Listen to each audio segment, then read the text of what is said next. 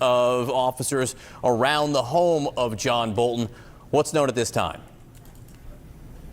Well, John, we are looking at these pictures of John Bolton's home in Maryland being searched by the FBI, or FBI officials going to his door to conduct a search. And we have confirmed that the FBI conducted that court-authorized search, meaning that they would have gone to a court as part of a very likely criminal probe. Our understanding is this part of a national security investigation. Exactly what that would be and what sort of reasoning the Justice Department and the FBI would give the court for conducting that national security search, still a huge question here. But this is a person that Donald Trump has been very much on the outs with since he wrote a book about his service in the first Trump administration, when John Bolton was the national security advisor to President Donald Trump. At that time, Trump was very unhappy that Bolton was talking about things that Trump did that made Trump look very bad publicly, ways that Trump himself handled other foreign leaders, national security, classified issues. And Trump at that time, back in 2020, was saying that John Bolton should face criminal problems for allegedly publishing classified information. Trump was saying that any conversation with him was classified, and thus none of it should have been able to be revealed in John Bolton's book. That then led to a grand jury investigation of John Bolton in the District of Columbia's federal court. It resulted in no charges. So what this is there a link to that situation? This is official that we know has a lot of classified information over his long tenured service in government. So John Bolton now being under investigation again after not being in government for several years. We are going to have a lot of questions going forward. I've reached out to John Bolton's attorney, who handled his issues through the first grand jury investigation, and CNN reached Bolton directly. This morning, Bolton said he was unaware of this FBI activity and was looking into it further. John. All right, Caitlin Polans for us, digging on this in Washington as this information continues to come in. One point Caitlin's making there. John Bolton had high-profile lawyers the first time around. He himself, a very accomplished lawyer as well.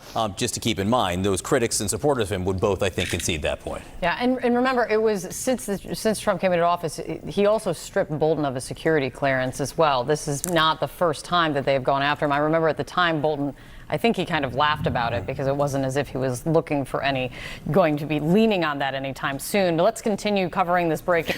Somebody that I talked to at some point brought up that it's normal that you revoke security clearances from people who are politically not aligned with you. Just to be clear, this is absolutely not a normal thing. You don't revoke security clearances because it's a new administration. When a security clearance is granted to somebody, the security clearance is granted because the intelligence people have gone through their background. They've done, it's an SF-86, a standard form 86, and they've cleared them for being okay to possess whatever secret, top secret, SCI information. Like, that's it. It's not like a who are you politically allegiant to. So Donald Trump going through here and he's like retroactively, well, I guess I'll return. He's like revoked security clearances from people, whether it was the law firms, whether it was that one guy that he wrote the EO about, or these like political opponents, or whatever. That's not an ordinary or normal thing. It's a very fucking weird thing.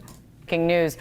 Andy McCabe is sticking with us. Megan Hayes, David Urban, Caitlin Polans here as well. David, I was just looking back to just last week because John referenced it, which is the president was very unhappy with John Bolton and what he was saying, his take and his analysis of the president's meeting with Putin. I'm going to read this for you. This is what President Trump put out on social media. This was just a week ago on August 13th. Very unfair media at work on my meeting with Putin, constantly quoting fired losers and really dumb people like John Bolton, who just said that even though the meeting is on American soil, Putin has already won. What's that all about? That clearly, John, what do you think it is about John Bolton that gets so under Donald Trump's skin? Well, he clearly doesn't agree with the president. He clearly, attacks him on a wide variety of fronts, some justified, some perhaps not. But it's been pointed out, this doesn't stem, I don't believe, from this past week. I think this stems going back to 2020 when John Bolton published this book and the manuscript was leaked after the National Security Council told Bolton's lawyers that it could not be published because it contained classified information. Would you agree with revoking security clearances for those who leave government positions? No, because a security clearance is given on or you're given access to secured files on a need-to-know basis. Just because you have a security clearance. A lot of people think that when you're granted a security clearance, it means that you can like log into the computer and now you're like, okay, I have a top secret clearance. I can look up every single top secret file that exists in the U.S. top secret database. That's not how it works. You're only granted access to stuff related to whatever it is you're working on. Everything is on a need-to-know basis. So even if somebody was granted a security clearance and then they were no longer in government, even at that point, my understanding is not ordinary that you revoke the security clearances past that. They would just keep it until it expires. And it was going to be a problem, and the manuscript leaked to different news outlets, and it was quite a kerfuffle, if you remember back in... Don't those security clearances get automatically moved when you're out of office? No, I don't think so. I think they expire at some point. Like, I feel like I've known people who worked in... I don't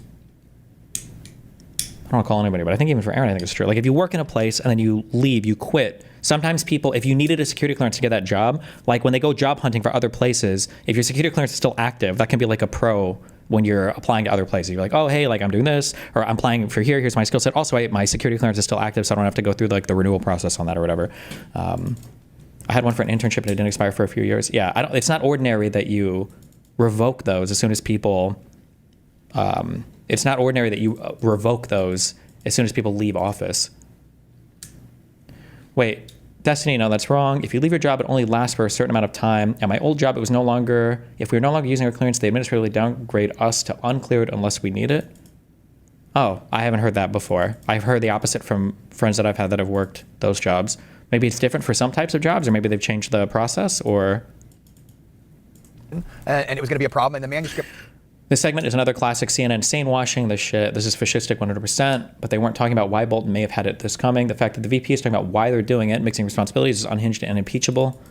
Yeah, I mean, again, I think that a lot of them are afraid of, they don't want to be labeled as having like Trump derangement syndrome, so they talk about things like it's kind of like ordinary and normal. Yeah. Script leaked to different news outlets, and it was quite a kerfuffle. If you remember back in 2020, it was a big deal in terms of what was being published and what wasn't, and there was a lot of questions. And so I think this is 100% about that, and not so much about the most recent brush up between John Bolton and the president. No, but the timing, I think, will be called into question, given, of course, that John Bolton hasn't held a government job in years and years and years, and it comes following some very public criticism from the president. Andy McCabe, to you, what exactly does a court-authorized search mean? What are the types of things that are searched for when officers walk into that house? And in a normal FBI, in a standard FBI, what hurdles would you have to surmount in order to get to the point where you go to a judge to ask for this warrant?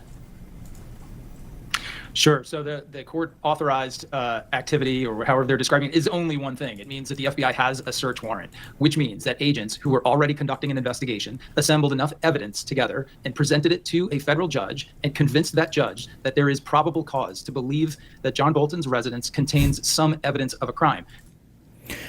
I'm not a lawyer, but I read somewhere that removing clearance makes it fucking annoying in court when they present court docs, and his legal defense can't even have access to it unless they have security clearance. This is true for a lot of the law firms where they revoked all of it.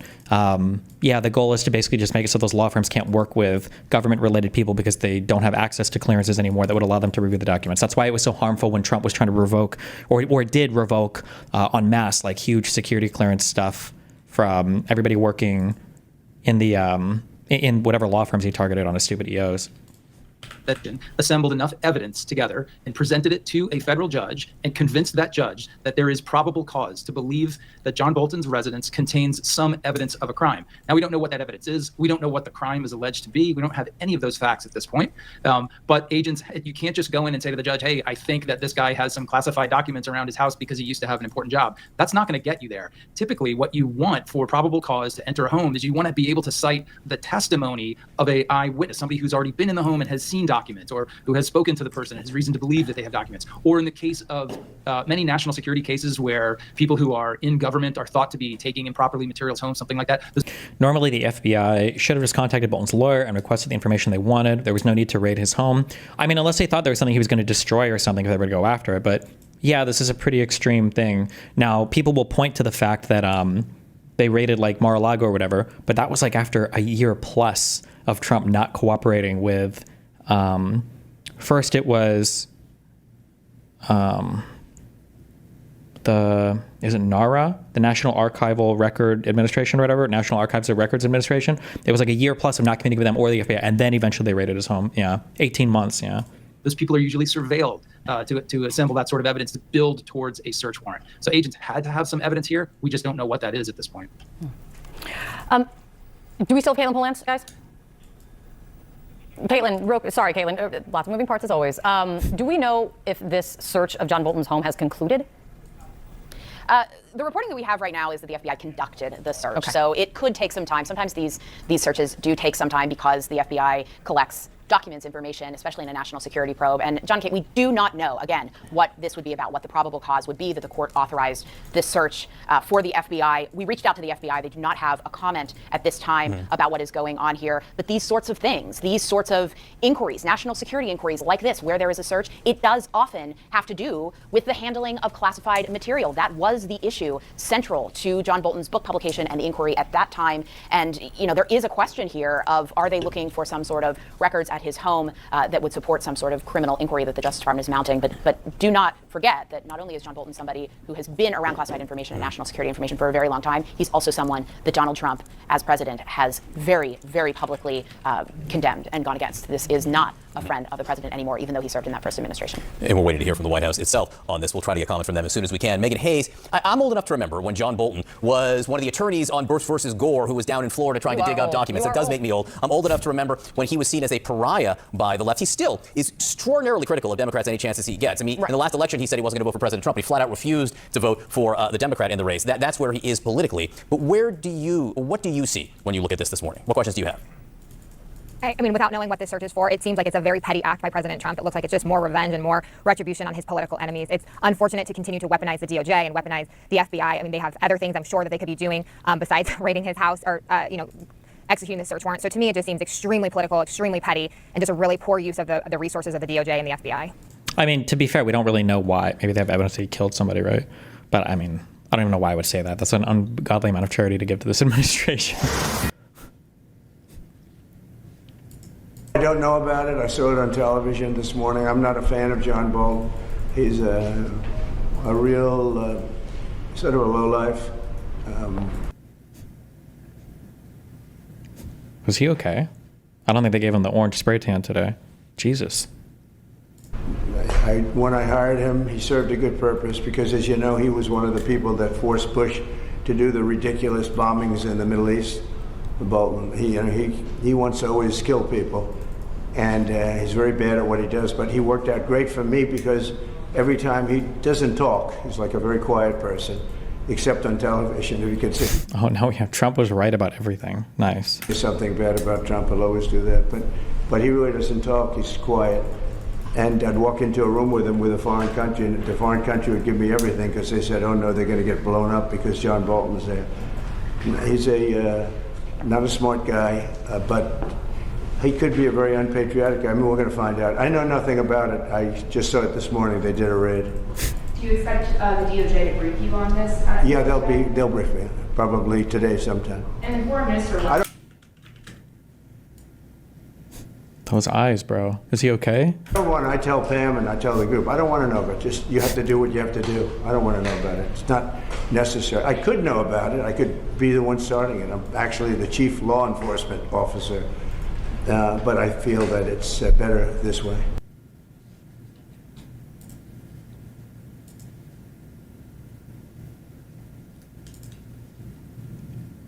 I do want to start with some breaking news. We've learned that the FBI is searching the home of former Ambassador John Bolton, his office as well. Sure. Can you tell me, why is the FBI raiding Ambassador Bolton's home and office, and did the White House get a heads up?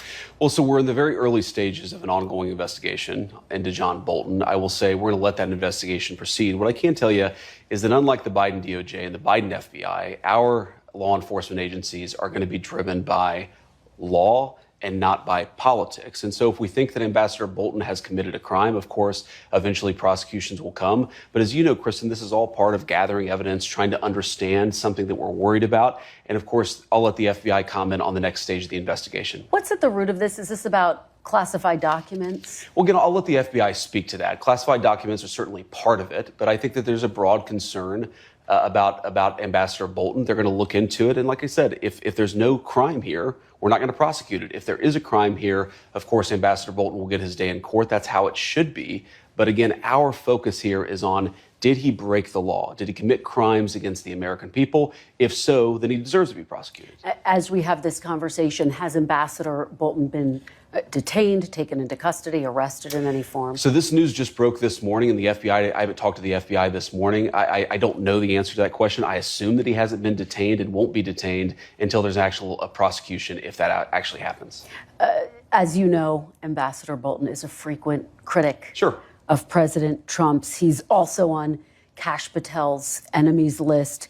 The administration has already revoked his security clearance, Secret Service protection. Is Ambassador Bolton being targeted because he's a critic of President Trump? No, not at all. And in fact, if we were trying to do that, we would just throw out prosecutions willy-nilly like the Biden administration DOJ did. Wait. If I heard this correctly, wait, so in the beginning of this video, Vance does know details about the investigation. He says that they're at the start of an investigation into Bolton.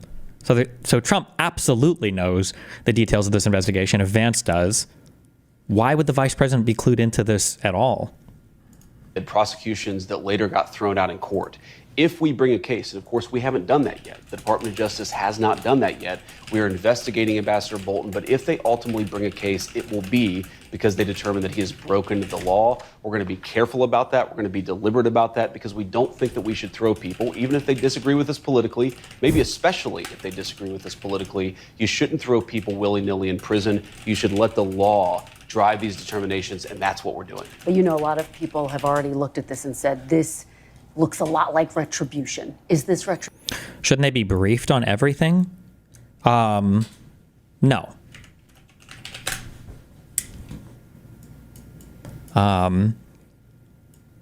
If you have this is like the office of the presidency. Is it called the office of the president or the office of the White House? If you have the president, holy shit, this was the worst. I actually put that I behind the S somehow. I don't even know how. I believe from the president, you have your Department of Justice. And then within the Department of Justice, you have the FBI. Unless it's some insanely sensitive issue, I have no idea why. You also have the Office of the Vice President. I have no idea why anybody in the FBI would be communicating with the Office of the Vice President. It doesn't make any sense whatsoever, right? If any communication is happening, it should be with the Department of Justice's head or beneath that, which would be the Attorney General or the Deputy AG or some other Associate AG maybe. But with the Vice President, that's a weird loop around, unless they're all kind of in it together doing retarded shit, you know? Retribution? Well, who has said it looks a lot like retribution, Kristen? A lot of people who tried to throw Donald Trump in prison for completely fake charges that were later thrown out by multiple different courts. I suspect that if the media and the American people let this case actually unfold, if they let the investigation unfold as it's currently doing, they're going to find out that what we're doing is being very deliberate and being very driven by the national interest and by the law here, and that's as it should be. We thank you for watching. I just want to say it's so crazy to me that the head of the FBI who's doing these investigations, I don't know if I have done this enough on stream, just so we're all aware of this, right? You remember that he wrote this fucking book. The Kash Patel wrote this book.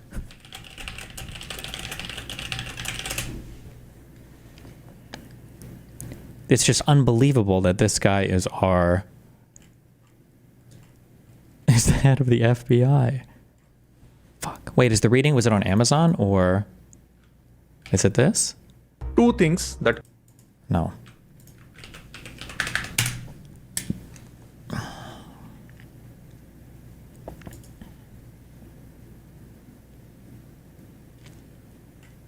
Fuck. Where was the, I feel like we watched a song about it.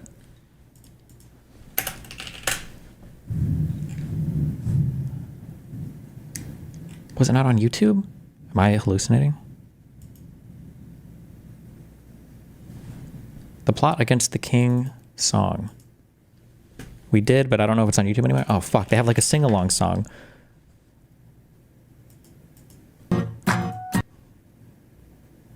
Baby Bean story time. Wait, why? What the fuck? Written by Kash Patel, art by Laura Vincent. So it's a new book. I'm going to show you pictures.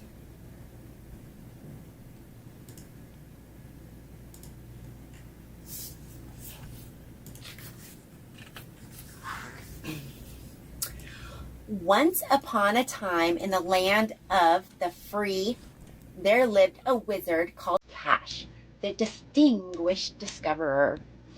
They do a song of this, I think. I don't know if this is it. Well, I won't make it listen to the whole thing, but like.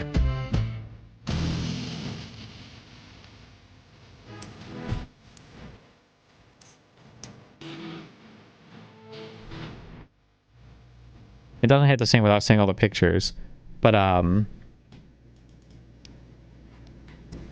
I don't even know what to say. It's the idea that like Hillary Clinton and everybody else like led this plot against Trump, who's literally the king, in order to overthrow him, and he won. It's just like, it's just crazy to me. Okay, that this is the head of our FBI who's now serving subpoenas and shit and doing raids on political opponents. But okay.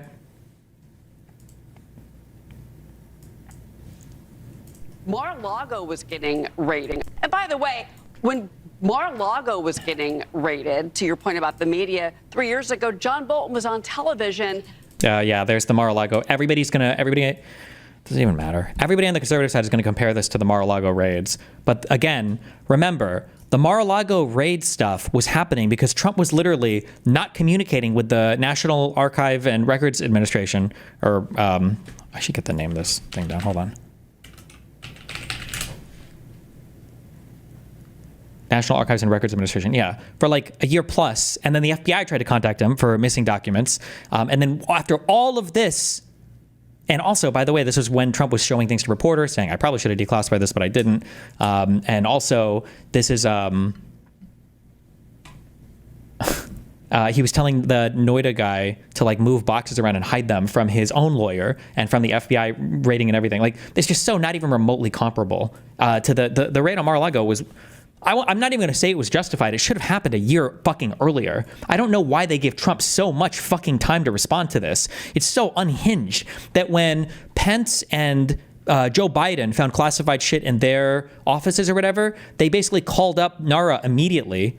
And then there was special counsels appointed. That's where the Her report came from, because of the whole investigation of this for nothing, even though he called it in. And somehow Trump got away with this completely. This is just Trump completely and totally got away with all of this and will never, ever, ever have any types of accountability for any of this. Like the boxes memes that you see, these are all classified documents that were never supposed to be out of the White House. Well, I won't say what they were never supposed to be, but they contacted them afterwards to get them back. And yeah, it's just completely fucking, it's just crazy that he'll never be held accountable for any of this. Meanwhile, Biden found like a thing in a folder, I think. Sorry, this was the fucking music video. Oh my God. Kash Patel, this is the head of our FBI, wrote this. And this is like one of three.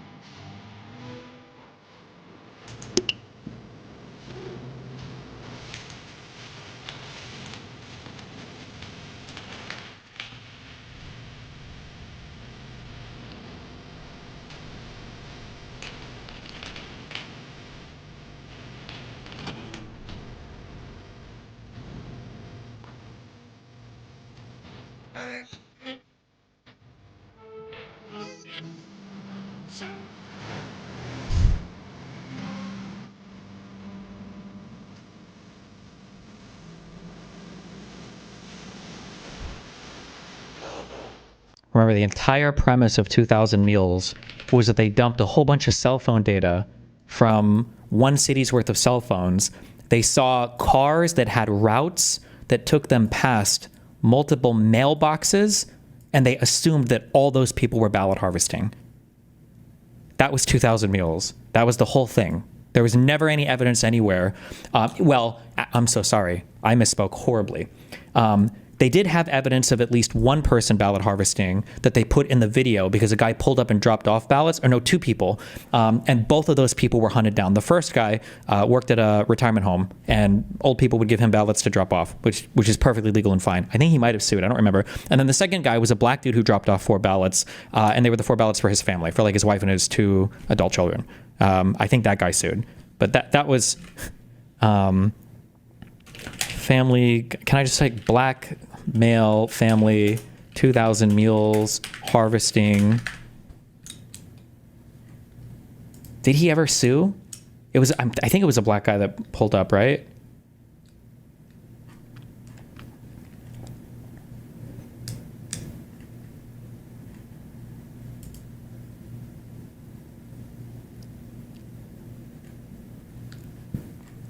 Fuck, I thought there was one guy that did it. Well, wait, hold on. 2,000 mules, man sues. Oh yeah, and then the creator of this apologized, Dinesh D'Souza, who's an insane fucking Trump sycophant ideologue who publishes false information about shit all the time. God damn it, I'm gonna get desk ads for the rest of my fucking life now, or until we buy something different.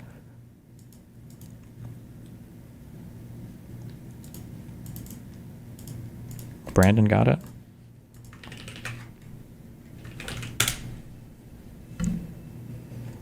Atlanta citizen Mark Andrews sued Dinesh D'Souza, True the Vote, Greg Phillips, Catherine Engelbrecht, and Salem Media Group for defamation, conspiracy, and intrusion on seclusion. The film accused him of being a mule who illegally harvested ballots as a part of a fraud ring. Although the film blurred his face, the film's trailer and promotional stills used his image. A state investigation found that Andrews was legally dropping off ballots for himself, his wife, I'm sorry, I misquoted. It was 3 adult children, not 2, who all lived at the same address. The state exonerated Andrews a few days before the movie's premiere. This was such a dog shit. I mean, like, it was a cute hypothesis, I guess, but they published it like they had a fully fleshed out scientific investigation when they didn't at all.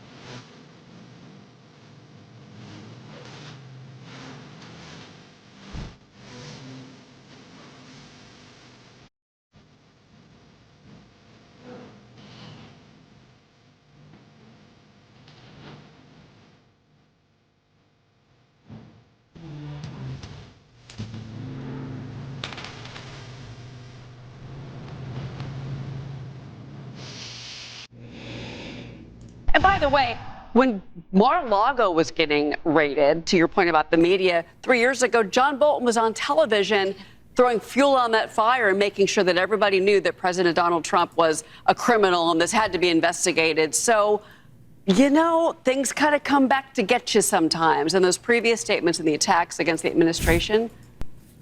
Things come back to get you. What are you implying there?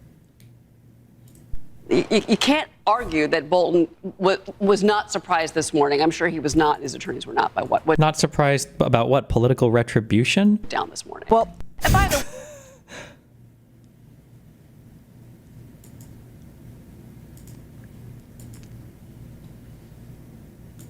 You know, I don't want to denigrate that. You know, it's not like, oh, he's got classified docs. What's the big deal? Having worked in a classified environment, I had the TS clearances and all of that. It's serious as a heart attack. I used to have a stroke if I thought, oh, my God, did I take a piece of paper out?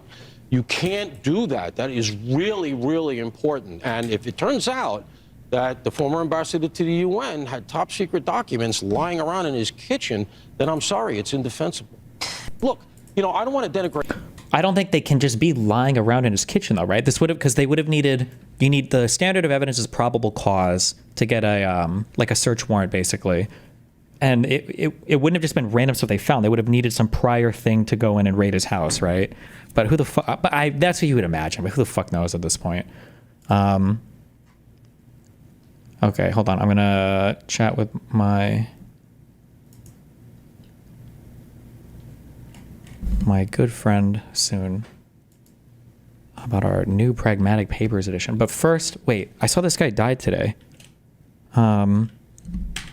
JFC Cobra? Is this it? JFS. Oh, King Cobra. Who is this guy? Wait, let's read.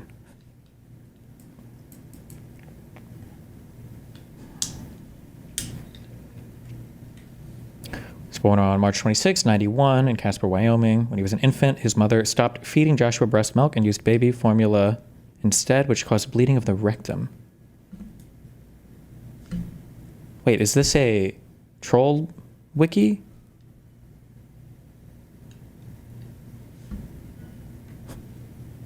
That is true? How does formula cause bleeding of the rectum? And why would that even be in here? This is a noteworthy piece of information to put in the... No, this is the main YouTube wiki. Destiny, what was the relationship between Kash and Trump before all this? I think Kash was just somebody else who was on desk duty underneath for Trump, sucking him off all day. I don't know, actually, if they had any formal relationship or informal relationship prior to him. I just know that he was like one of Trump's #1 fucking sycophants, like running around on the media being super pro-Trump, yeah. But I don't know if he did. Well, I mean, we can look, I guess. He was a lol cow, had autism, but he was a harmless kind of lol cow.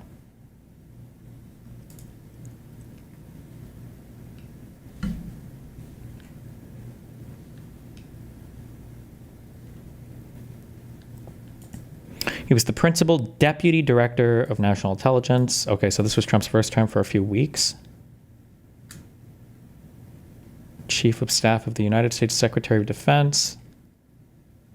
For like a month or two, maybe. Acting director, and then this is his current term. Okay.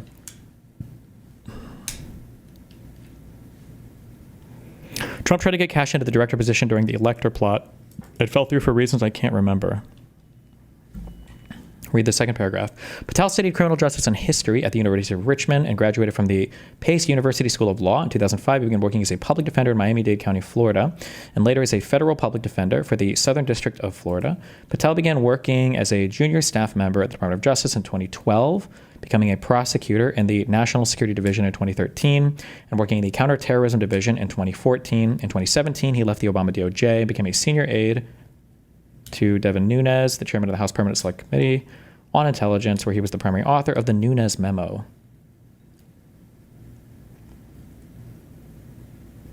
Alleging that the FBI officials abused their authority in the FBI investigation into links between associates of Donald Trump and Russian officials. Ooh, he was an early fan, okay.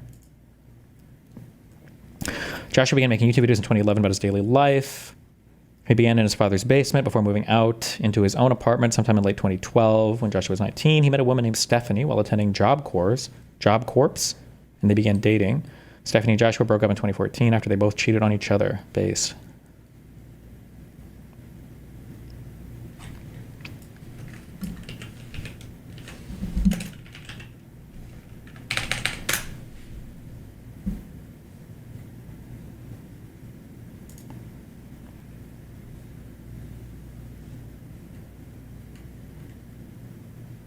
Based Willie Mac show.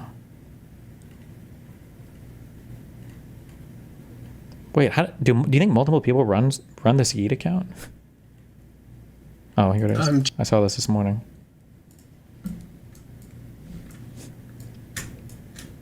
Yeah, me and Dan run it. Hello, I'm Josh's dad, and there's a lot of rumors going around, so I wanted to make a video for Josh. I went to Josh's house yesterday to take him to the doctor, and when I got there, he was sleeping. I tried to wake him up. He was not responsive or breathing. I realized that his lips were blue, and I tried to revive him. But he was already dead.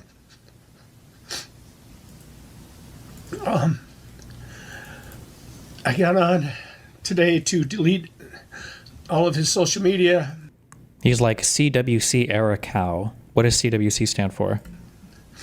Because fuck you. Is how I'm feeling. But I realized that would not be fair to his fans. And it's certainly nothing he would want. Chris Chan adjacent. Oh. As you all know, Josh was harassed and bullied terribly his whole life. Was he friends with Chris Chan, or was it just like in that era? I mean, from the time he was 3, it was just nonstop. It's like he had a neon sign that said, "Please pick on me." And for some reason, so many people on this earth felt that picking on him was okay. That just because it's him, it made it all right. He has nothing to do with him. That he didn't matter. But he did matter. And I want to thank all of his fans because you made him feel like he mattered. And it made him feel very special. And he lived for you guys. Do we have any idea on what happened? I'm creating a brand new King Cobra JFS fangirl merchandise on my customized girl. He was a fucking alcoholic? Sure, but how old is an average alcoholic dying? What, of like cirrhosis of the liver at 34?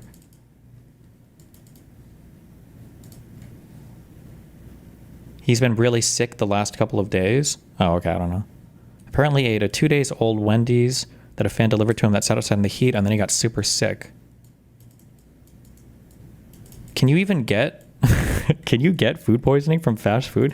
Didn't they do like an experiment where they let like where they put like a McDonald's cheeseburger like in a thing for like a year, and it barely even molds or whatever because the stuff is so, not to shut at McDonald's, but it's not conducive to the preservatives and all that shit, make it hard for anything to grow on. I don't know if that's true. I don't know. No, don't do that. I'm not advocating for that. Okay, it's the Cobra Angel official t-shirts because this is how I see it. If you're a female fan, you're a Cobra Angel. If you're a female fan, you're a Cobra Angel. If you're a female fan, female Cobra Angel, like fallen angel kind of thing. If you're a female fan, that's how it is. Okay. Apparently it was a bone infection from what I read, which is why my thoughts are addiction related, like heroin shit, but nicking the bone. How often do you nick your bone when injecting heroin? I don't know anything about injecting heroin, so maybe it's pretty common. I'm not sure.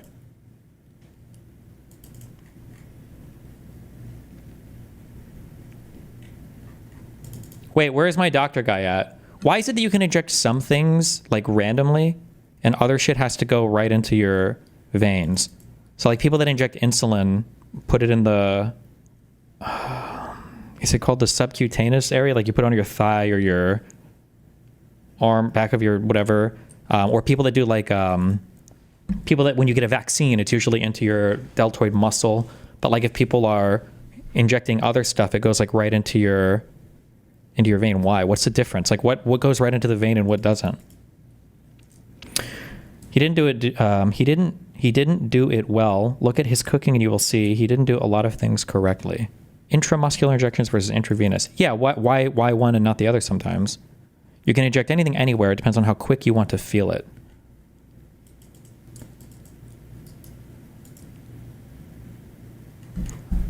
Okay.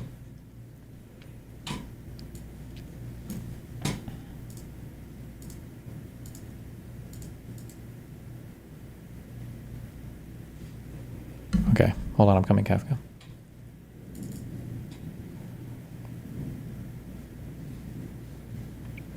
While scanner audio from local police indicated he was discovered blue at the lips, the official cause of death has not been released.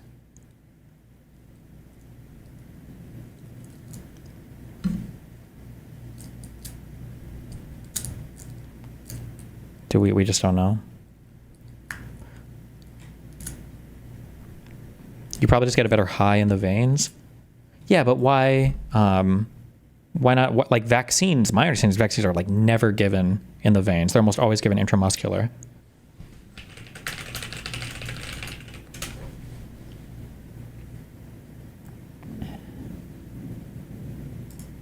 Okay, I'll look this up after. Hold on. Wow, hi, what's up, buddy? Great. Hey, how's it going? It's been a while. Going great. It's another day in paradise. Yeah, hell yeah.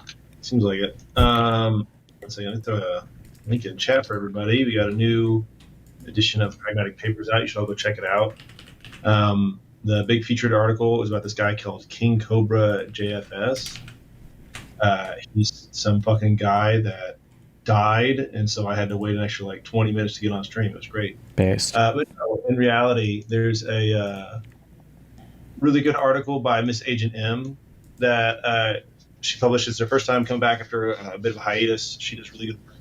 This is probably one of the best articles I've seen for just kind of like a really straightforward, like trimmed down explanation of how the Texas redistricting is working and what the strategies are, and then a really good analysis of the media reporting on it, and kind of just looking at how different people's views are on it, where they might be coming from. So that I really like her articles. They're kind of a good way to kind of preempt or see what you should expect if you're going to talk to your MAGA relatives about a topic. So I really like this one. I think she did a great job. The next one we've got is... Wait, do you talk to, do you have like MAGA people or conservative people in your real life that you ever talk to about politics? Yeah, all the time. Are people in real life, like, what are those conversations like now? A lot of people, like, they what's funny is I've never heard MAGA people talk more policy than now. Yeah. Where they're like, they're trying so hard to not talk about the behavior of the administration. They're just desperately trying to be like, it's great that, you know, these very marginal things are happening. And they'll say it in a very vague way, like, man, the border is better, and things like that. And they'll just try to, like, not have the conversation. Usually my move is to, I'll kind of just move past the conversation because I don't find a big point of it. But anytime they start like going in on the Democrats, I really enjoy doing both sides on that one and be like, yeah, that is bad. But you know what? That's how all politicians are. And then I both sides it to them and start talking shit about MAGA and Republicans. And most people that I know that are MAGA are libertarian leaning. Mm-hmm. And then they kind of like grit their teeth and go like, yeah, true. And then they try to get off the topic. But yeah, I mean, a lot of this stuff, whenever, like, I don't have as many people in my life that, like, come up to me with, like, gotchas about MAGA, like, haha, look at how great this is. I have a lot of people that, like, are kind of ashamedly MAGA. Or, like, they're more like they want to own the libs MAGA, where they're like, isn't it awesome how mad liberals are about Donald Trump? So it's kind of a different vibe than the very, like, QAnon stuff that you see on the internet. Interesting. Okay. I just can't imagine, like, what... But I mean, I guess normal people don't do like policy anyway, but everything just seems so, I don't know, like it's gotten boring for me. Like every day there's like 10 more like crazy, like there's like so many different crazy, ridiculously stupid things. I don't even know like where to even like go to anymore. Like it's just so wacky. Yeah. The red carpet rollout for Putin. Trump this morning, I watched him before I went live, where he showed that like Putin sent me a picture of both of us outside, or him saying like I had to kick all of the European leaders out so I could have a private one-on-one call with my boyfriend Putin. Like it's just so, all of it is just so fucking bizarro, wacky, weird. Yeah. No, I definitely agree. I think that the funny thing is that for a lot of the people that I talk to, since they're not like conspiracy brain broken about it and they're just kind of own the libs, most of the time when I talk about policy without mentioning like the word Democrat or Trump or anything like that, they actually have pretty rational views. Like the person I talk to most, he's pretty pro-Ukraine. He's like very, yeah, but they have rational views. But then if you ask them like, oh, okay, so then do you think that voting for Trump was okay? Then they're like, yeah, actually, I would still vote for Trump over Kamala. Yeah. Well, because to them, none of this matters. It's all like a fun entertainment thing, and owning libs rocks, and they just hate Democrats, and seeing them get mad is just funny. And so that's more important than I think I didn't watch all of it because it was making me remember a lot of my conversations. Your conversation with Tech Tone felt similar, where it's like the person just like, isn't this hilarious? And it's like Tech Tone wasn't like, as far as I could tell from the conversation, he wasn't like super conspiracy, and he just was like, he just didn't think it mattered. He just didn't see he didn't have an ability to engage with politics in a way that like made him think it was significant. So for him, it was just like, this is funny, this is cool. And then, you know, I bet if you really boiled it down and you weren't talking like these kind of political like buzzwords, news topical things, he'd probably agree that some of these, like a lot of these policies are bad. He'd probably agree with a lot of Democrat policies. You just can't use those words with him. And then, but when it comes time to vote, he's not going to think that way. He's going to go, ha ha, funny, Republican, stupid, liberal, stuff like that. Mm-hmm. 1 second. Oh yeah, sorry, I kind of diverted you. Yeah, You're good. You're fine. No, I also just got distracted by something. Okay, the next one is Silenced Voices, Power, War, and Representation by Demosthenes Rex. I actually really like this article. It's been something that I've thinking about a lot with Israel Palestine. It's about the Gazans and kind of their role, like non-Hamas Gazans, right? Like people that just live in Gaza and kind of what their role has been in the war. And I think I can't do it justice, but it really, I think, did a good job of pointing out a lot of these kind of like people that are they're probably the people that are most affected by the war. Mm-hmm. And they probably have the least amount of say about what's happening in that. Right? Sure. And it's that's kind of true of all civilians, whatever. But in this case, it seems like Hamas is not really ruling with the consent of the people in the same way that most governments are. And even if they lost the consent of the people, there's really not a clear path for both the Gazans would interact with Hamas such that they could remove them. This is one of the things that annoys me so much about this fucking conflict, and Netanyahu is going to get away with this, is that because of propaganda on both sides, everybody hates the Palestinian Authority. So Netanyahu is super happy to not have the Palestinian Authority administrate the Gaza Strip. But reasonably, and I think most reasonable minds can agree that it probably shouldn't be Hamas, but like the far lefty people and all of the pro-Pali people in the West are going to advocate for either Hamas or some other random thing. I don't even know what they're advocating for besides Hamas, and they all hate the Palestinian Authority as well because of propaganda against the PA. So I feel like at the end of the day, no matter what emerges from this region, it's not going to be the PA that is the administrator in the Gaza Strip. So the Palestinian people are still going to be divided against Netanyahu's government, and then the situation will just continue as the status quo, basically, which is really fucking annoying, I think. Well, and I think, I definitely agree with that sentiment as far as like kind of how the engagement is from our side. And also you mentioned like Netanyahu there. And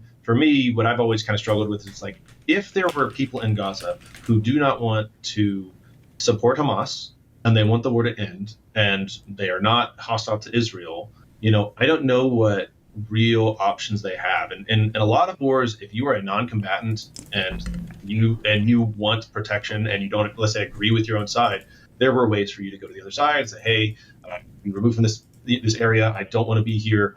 I'm not hostile. And even if it resulted in some, I know it's a bad word, but concentration camp or something like that, but in a place where those people could be kept safe, right? Or even negotiate politically on their own behalf for safety. I don't know if I see that here from Israel. Right? It seems like they're saying, here's these safe zones that the Gazans can go to. But then through no fault of, let's say, certainly there's some Gazans through no fault of their own. Hamas is in those safe zones and bringing the war in. And so it just feels like there's a lot of these people in Gaza that don't have the ability to escape the conflict. Even if we're just speaking hypothetically of a person that doesn't support Hamas, wants the war to be over, doesn't want to be affected by this, they're just kind of trapped there. And I don't know if Israel, I think Israel does a lot of work to prevent casualties in the immediacy with their with their bombs, strikes, all that stuff.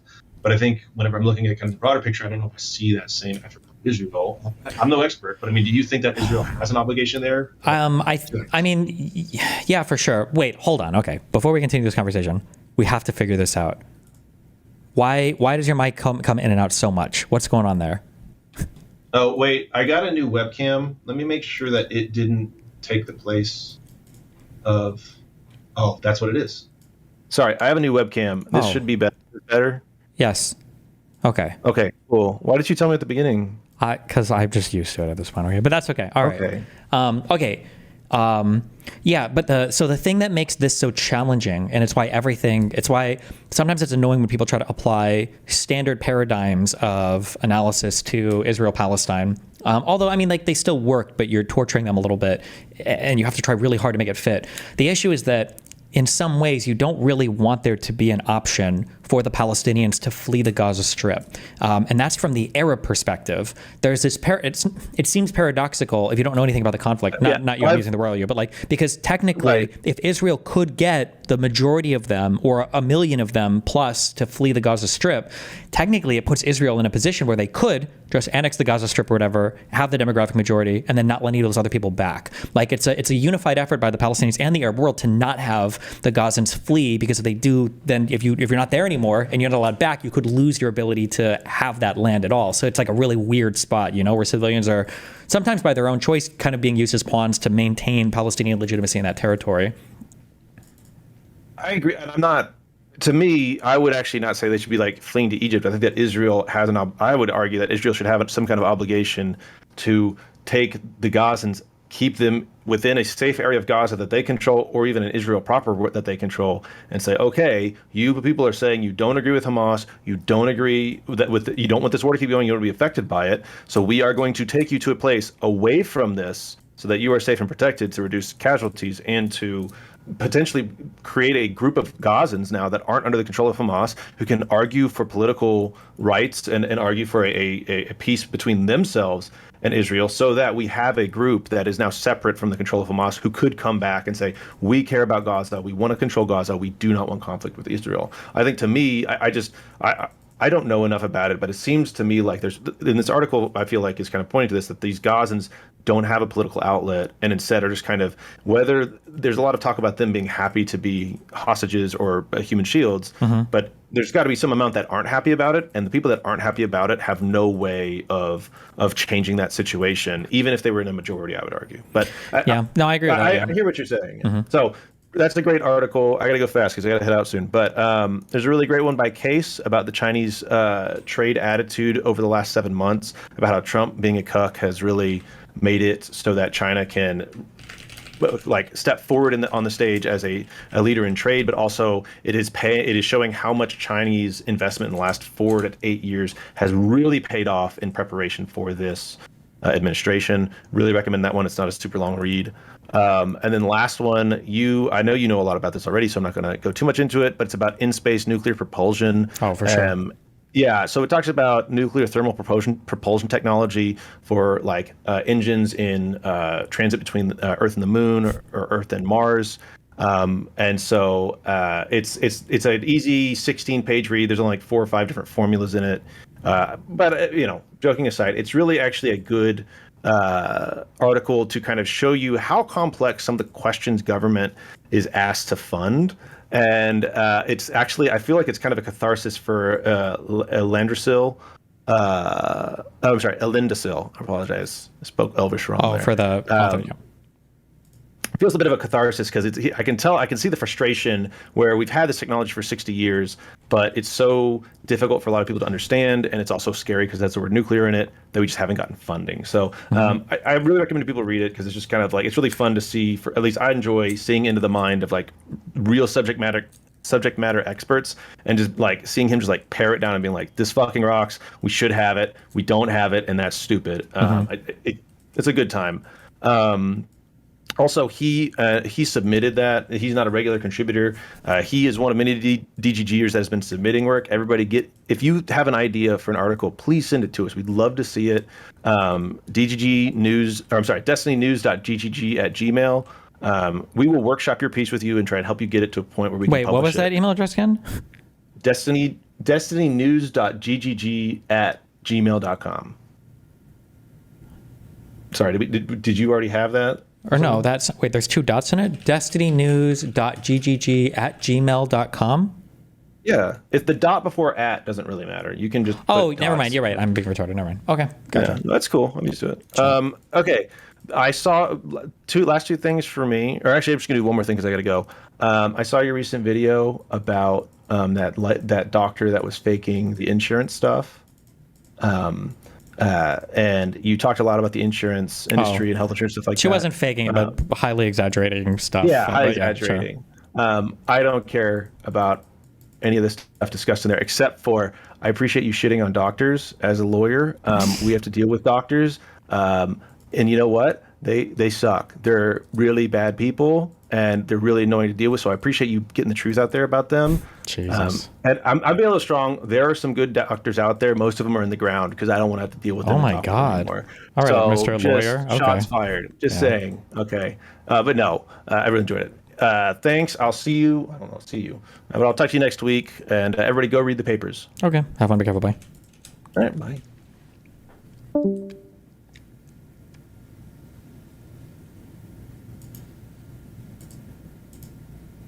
I am honored to welcome to the show Governor Gavin Newsom of California, who has been leading the fight to redistrict the state of California directly proportional to what Texas Republicans are doing, trying to rig the midterms in Republicans' favor. Well, now we have a fighter in the Republican Party. Governor Gavin Newsom, how are you doing today? I'm great. Thanks for having me. I appreciate it. I just want to start with this framing. So I've been doing a lot of debates about this redistricting, and it often gets caught up in this tit for tat, which party redistricts more. That misses the point. Can you lay out the stakes of what's unique about this? What's unique about a mid-cycle redistricting? History be damned. Well, I mean, in history is relevant because it's instructive here. You've never had a president call a governor mid-decade and say that, quote unquote, I'm entitled to 5 seats. Find me 5 seats. I mean, it's without precedent. And so we're responding to this unprecedented moment of election rigging before one vote is even cast in 2026. And I think this is really instructive. You saw we all experienced what occurred after January 6th, where he tried to light democracy on fire, tried to wreck our democracy, and he tried to steal the election as it relates to trying to find those 11, 12,000 votes in Georgia. Here he is in plain sight, now calling up people like Greg Abbott and saying, I need 5 seats. For one reason, he knows he's going to lose in the midterms. He is historically unpopular. His programs, his policies are historically unpopular. He is going to get crushed in the midterms, which means we're going to have a co-equal branch of government back, as opposed to the complicity of Speaker Johnson and the lack of engagement, even existence almost, of the lapdogs in Congress today in the House of Representatives with the majority of Republicans. And so that's what he did. And we now are responding to that. He took the first shot. He swung the first punch. Isn't it fucking crazy that not even Newsom probably knows about the elector's plot? I'm sure he does. It's just too much to explain to most people. So, and the difference is he expected us to roll over. Democrats talking about how the world should be, holding hands, putting out a white paper, and talking about how morally superior we are. And it's just unfortunate that he did it in Texas and he did it in Indiana, he did it in Florida, he did it in Missouri, and Ohio just went. And the difference now is no, we're punching back, we're fighting fire with fire, and we're going to neutralize what they just did in Texas. Yet Republicans always try to act like this is happening in a vacuum, but they try to very intentionally not talk about Texas being the catalyst for this entire thing. I guess when it comes to Donald Trump breaking norms, I really like your framing of this as an extension of January 6th and the Raffensperger phone call and the fake elector plot, which a lot of Americans, it rubbed them the wrong way. What's at stake if Donald Trump does end up rigging the midterms? You're trying to cut his presidency short. You are trying to end it. What do you think is at stake? Well, it ends with all of you next November. De facto it ends. There'll be fire and fury, there'll be tweets, and there'll be all caps, and there'll be a lot, but it will signify little compared to where it does today. You'll finally have a co-equal branch of government. You'll finally have the rule of law established and re-established in this country. But look, what you just said I think is important. I want to pull this thread a little bit further. From January 6th and what happened in Georgia with the Secretary of State to what just occurred with Abbott a few weeks ago and what's happening in real time as we tape this in Texas as they're moving from one House vote to the next House and Greg Abbott's signature.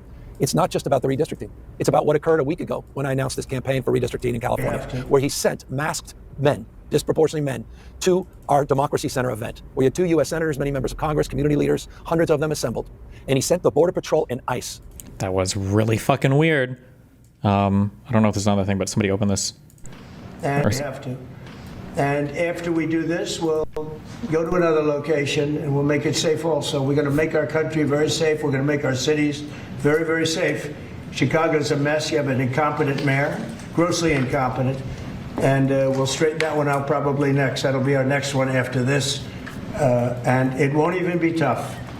And the people in Chicago, Mr. Vice President, are screaming for us to come. They're wearing red hats, just like this one. But they're wearing red hats. African-American ladies, beautiful ladies, are saying, please, President Trump, come to Chicago. Please. I did great with the black vote, as you know, and they want something to happen. So I think Chicago will be our next, and then we'll...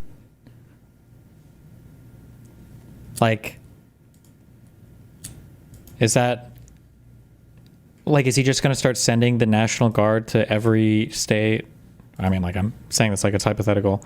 When he hasn't already done it in D.C. and California. Pretty spooky. To intimidate folks at this event. That is a preview, I assure you, of things to come this November and next November around voting booths and polling places all across this country. $175 billion to back that assertion up. The largest funding for... No Dems at all are complaining? I mean, I think people are complaining. The Dems in Texas tried to avoid the quorum vote on the redistricting thing. I think they did basically all they could, right? If they would have stayed away longer, he could have just replaced them in the seats. Newsom is doing everything he can to fight for redistricting in California. I don't know if there are other Dems that are fighting on the redistricting thing, but I don't know. I don't know how you can fight against the forced nationalization of the National Guard. Remember, I have to keep stressing this, okay? The checks and balances is only when everybody's playing by the rules. Checks and balances is there to keep the game fun. It's not for people that want to explicitly break the rules. If the executive decides to just start weaponizing the National Guard everywhere, you can challenge it in court. But remember, courts are not here to prevent bad things from happening. Courts are just there to make people whole after a bad thing has happened. So when you're relying on extraordinary measures from courts, like temporary restraining orders or preliminary injunctions, these are exceptional things that a court can do. And it's just not in the ordinary business of a court to be preventative or to try to stop a bad thing that's currently ongoing. It's not generally the job of the courts. I think Newsom challenged the National Guard deployment in California, right? But all of this stuff takes time, and there's just not I don't know what it's going to look like if Trump just starts weaponizing the National Guard in every state because he's just declaring emergencies everywhere to go visit polling places. And remember, he doesn't have to do anything horrible. He doesn't have to order them to start killing people at polling places. They could just be there harassing people or just be there, doing background checks on everybody or whatever else. Just the presence of them there, period, is very, very, very fucking weird. Private army increasingly becoming a private army. Would this be considered an actual tyrannical government just without the name? Yeah, of course it's tyrannical. I mean, it is with the name. I mean, that's just crazy. Why you're deploying the Marines or whatever to California, and then just lying about everything afterwards, right? In 2 days or whatever, before the National Guard, I think, was even active in California. It's oh, look, the National Guard fixed everything. And now supposedly crime in DC is fixed, they've said. Oh, they just fixed it in 1 week, I guess, from deploying the National Guard. And what, they're going to do that in every city? Well, every blue state city. Not the red states, of course, regardless of their homicide rates. $75 billion to back that assertion up. The largest funding for a private army, increasingly becoming a private army of Trump, anywhere in the world. And that is a preview, number one. Number two, you saw what he just did this week on vote by mail. 80+% of Californians did vote by mail last year. 2 years prior was 86%, 88 in 2020. That's the predominant means to which people express their fundamental democratic rights. He now wants to vandalize that. And he's now asserting he has a legal authority to do that with an executive order. And finally, if you needed any more evidence, how about that guy, J.D. Vance? How about that guy named Stephen Miller, the architect of these warrantless raids, going after and separating families and putting in children, scaring people, going to school or going to church, or even going to a funeral or a service and a memorial. He was sitting there with the head of the Pentagon, the chief of the Pentagon, Secretary of Defense, with the Vice President of the United States in Union Station, with the military surrounding them, as they've tried to now militarize American cities, just as they did in Los Angeles, 4,000 federalized National Guard and 700 active duty Marines. Do you think JB should deploy the National Guard beforehand in Chicago? Is JB the name of the governor? Or mayor? It would have to be the governor, right? Governor of Illinois. Oh, JB Pritzker, sorry. I feel like personally, actually, I don't know how this works. I don't know why I'm saying this. My understanding is that if the governor mobilizes the National Guard in their state first, that the National Guard can't be controlled by the president, but I don't even know if that's true. I actually have no idea if that's true or not. Yeah. You combine all of those things, guys, this thing could disappear in front of our eyes in a matter of months if we don't push back. Yeah, as a young dude who spent most of his formative years listening to the president ramble on TV, it actually really pisses me off when I hear him repeat Russian propaganda about our election systems verbatim, top down, that's coming from the president. And then people wonder if his intentions with the midterms are to rig it. Of course they are. Can you explain a little bit how what you're doing is temporary? Because this is the point that I actually had to refute last night on CNN. Someone was like, they're trying to do tit for tat. I said, listen, the temporary redistricting is not the same as what Republicans are trying to do. So can you just lay the ground there? Well, nothing about it's the same. First of all, we're not only doing it temporary, we're maintaining the Independent Redistricting Commission. We're affirming our policy that we support a national Independent Redistricting Commission. By the way, only the Democratic Party has come out to support an independent National Redistricting Commission. Republicans are nowhere to be found, so spare us your crocodiles here on redistricting and the Democrats. We're responding to what happened in Texas. We would never have considered this in the first place, and we're doing it in the most transparent and democratic way. And let me be specific about that. The maps are going on the ballot. With all due respect, Mr. Jennings, and all these others that you have to debate on all these shows, there has never been a state that's put its maps. Why are they saying DC has the highest homicide rate? Does St. Louis, Missouri not exist? I think that when they say this, I think they're careful and they're technically true, but in a really dishonest way. I think they say that if DC were a state, it would have the highest murder rate. But that's because DC is a city, right? So as most states, the murder rate, if you start equalizing it over rural areas or areas where not a lot of people live, it comes down significantly. But if you treat DC, the city, as a state, because I feel like it was Ted Cruz that I heard say that if DC were a state, or maybe it was somebody else in Trump's cabinet, if DC were a state, it would have the highest murder rate in the union. It's technically true, but it's also kind of misses the point, because it's a city, right? Like if DC were a state, it would also have like the highest per capita population of any state in the union. If it was a state, it would have the highest, probably, like there'd be so many things that would have the highest of in the union, but it's because it's a city, right? To the people. That's called direct democracy. It is in stark contrast, temporary, transparent, and democratic compared to any other state, particularly what's going on in Texas. Give me a break. What a weak argument on their side. I think it's also worth pointing out that Democrats, when they were in power twice, tried to ban per capita population. Wait, per capita density, per capita population. You know what I mean? Population density, I should say, I guess.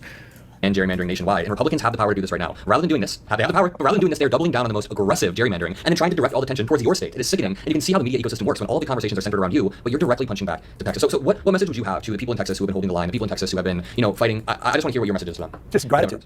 I'm serious, it's gratitude. What they did is they elevated this issue. And by the way, I'm not just saying that rhetorically, I'm not just saying that, just to compliment what they did. Let me give you a numeric. It's fascinating. This is interesting, and I don't know if it's insightful. Then if St. Louis was a state, it would have the highest homicide rate. If any city was just treated as a whole state, it would have the high, everything would be really wacky. Yeah, of course, yeah. But it was really instructive. When we did our first poll on redistricting in California, there was about 60% awareness, which was, by the way, remarkably high, I will submit.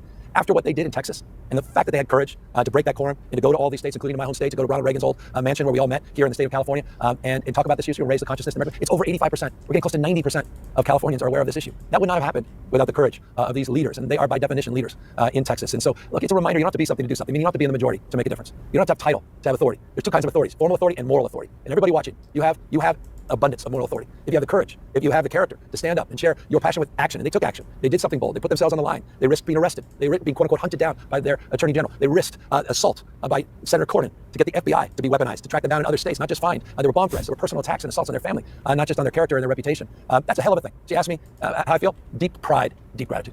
I found those statistics to be very insightful. It really shows how on-the-ground action and creating attention can then help you drive the narrative across states. That leads me to my final question. You've been doing really well dominating the attention economy lately, but it's also because Democrats seem to be thirsty for a fighter, thirsty for somebody who can be aggressive and match the energy of Republicans. Do you see the same as everyone who points to Singapore stats as a country? Yeah, maybe. I don't know anything about how Singapore works, but yeah. Vision for a Democratic Party? Because that's a city state, right? A bit more aggressive, a bit less risk-averse. Again, as a young dude, I've seen the Democratic Party become two things. A little bit more risk-averse, but also a little bit more finger-waggy. I feel like there's a little bit of finger-wagginess that goes on that we should back up from, and we should just be ourselves. What are your thoughts? I love it. By the way, thank you for saying that. Yes, a little less judgment. I mean, just look, a little more grace, a little more humility. I'm grace and humility. Look, I've been through a ringer, and I'm hardly perfect. I had a recall that I had to work my way through. I made mistakes in my life. A little more grace, a little more humility, a little more humanity as well, and recognition of what's at stake. It's time for the Democratic Party to unite. It's time for Americans to unite. There's nothing about this is American. It's not about the rule of law. It's about the rule of Don. He can take this away. I'm telling you, he's trying to take it away. It's all on the line. So less judgment, more action. Stand up on principle, purpose. But to your point about communication, it's smash mouth now. I'm sorry. It's just a little more authenticity. Let's go. Try new things. You're doing it. What you guys have been part of that. You guys are crushing it. You've been crushing it. It's about iteration. We can't do things the way we've done. Let's disabuse ourselves of that. Period. Full stop. Enough to slow death. And I will say, and forgive me, I'll just close on this. There's a weakness about that. The Democratic Party needs to assert itself. We need to be strong again.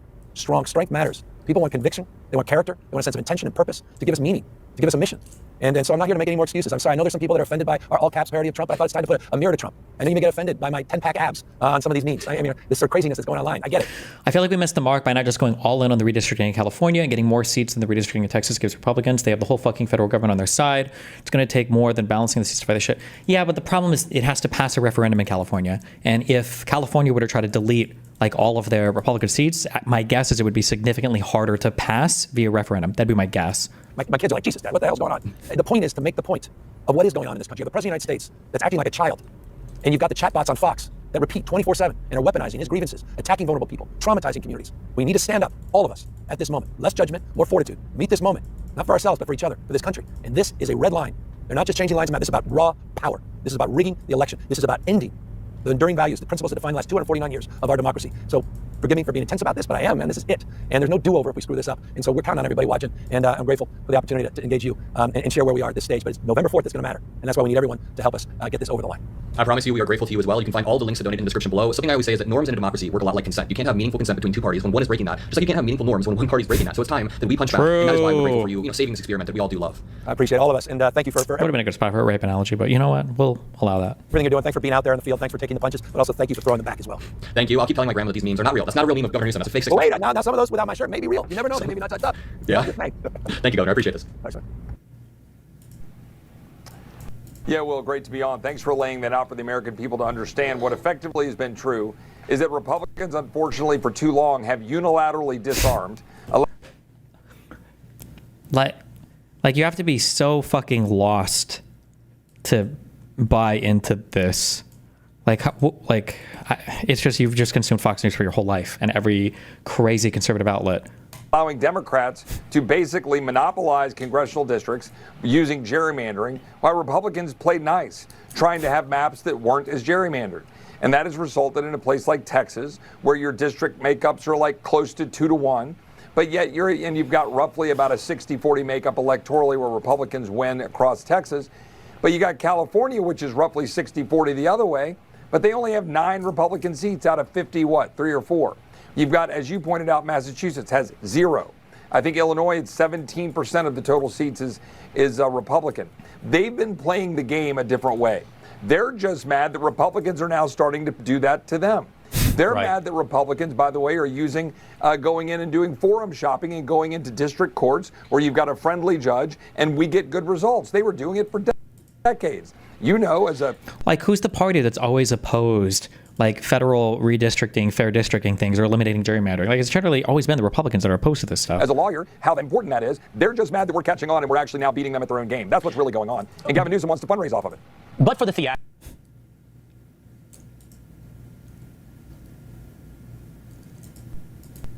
Masked men at the site of the Japanese were interned and bussed in Little Tokyo last week in Los Angeles were sent right there in front of the Democracy Center as we kicked off this effort. That's a preview of things to come all across the United States of America. Mark my word, just as we let folks know what was going to happen in other cities, what is happening in Washington, D.C. They literally steal our talking points. It's like that one kid in your group project that's nothing that writes his name on the slides that you made. Or like Hassan when he steals my talking points. Yep. But 2 months ago, Los Angeles is a guys, they've got this whole propaganda network that works against me, guys. Really, let me talk to you about it. It's like, okay. Preview of things to come with the federalization of the National Guard, with the militarization of the streets of America. And I'll remind you, Donald Trump never sent the military, active duty military, in his first term or now even in his second term anywhere overseas. He sent them to a United States city. What does the Iran mission thing count? They remain federalized National Guard, interestingly, through Election Day.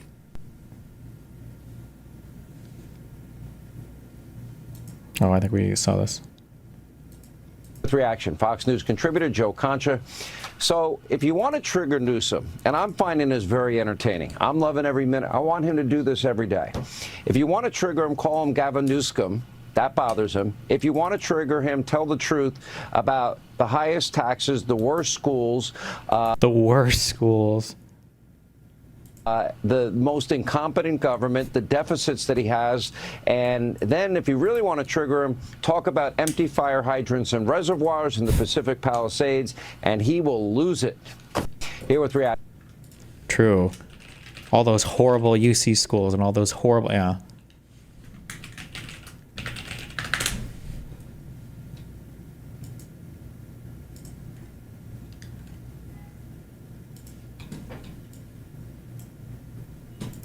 For anyone that's accused of SA. If they were found convicted of SA, no, I want to support them. Why don't you take a look down at your shirt? Was Tupac convicted of that? Yeah, he was. Oh no. It's not hypocritical because I didn't know that. Oh no. Oh, you didn't? Are you gonna wear the shirt again? Probably not. No, found it in my girlfriend's closet. It was a gift. Your girlfriend's shirt. So your girlfriend supports someone that's convicted of SA. Neither me nor her knows anything about anything about what Tupac did or didn't do. So it's okay if someone supports Trump. And that's your main argument against Trump, is that he's a despicable person and he's been accused of SA. But you have someone on your shirt that you're wearing right now that was convicted of the same crime. Bro, do you expect me to take my shirt off right now? Do you want? I think you should go. I think you should go change. Do you want to see my? Do you want to see my body? This is weird? I think you're projecting, but no, I think you should change right now. Well, I'm not gonna go change right now. Thank you so much for telling me that about Tupac. I had no clue. That's very kind of you to inform me. You're still wearing the shirt. Well, I'm not gonna take my shirt off right now. So you do support him? No. I'm just not gonna take my shirt off right now. Right. You don't have to take your shirt off. Turn it around. I'm not going to turn my shirt around. No. Why not? Because that would be really weird and uncomfortable to do on live.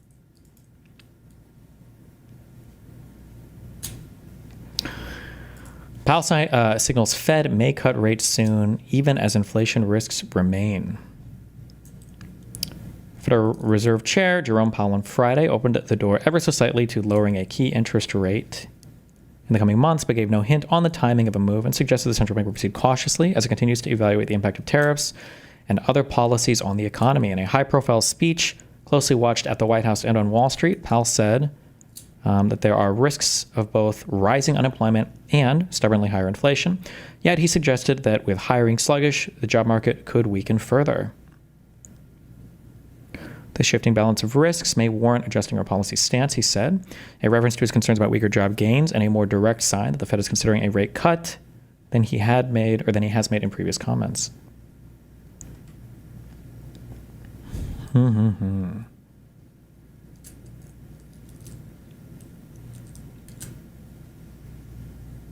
don't know if there's anything that I read. How would you measure, I guess, growth in sectors? There's that one thing we read a while ago that like more than half the growth in the U.S. like job sector and everything is all coming from basically tech/AI and healthcare. That like these industries are consuming so many more resources than everything else. It's the old people, dude. They're fucking us. They're fucking us hardcore. We got to cut them loose. We got to ship them all to Florida and cut them loose.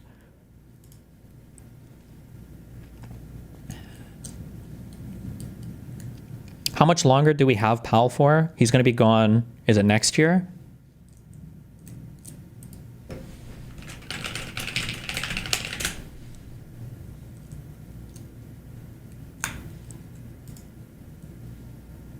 Oh.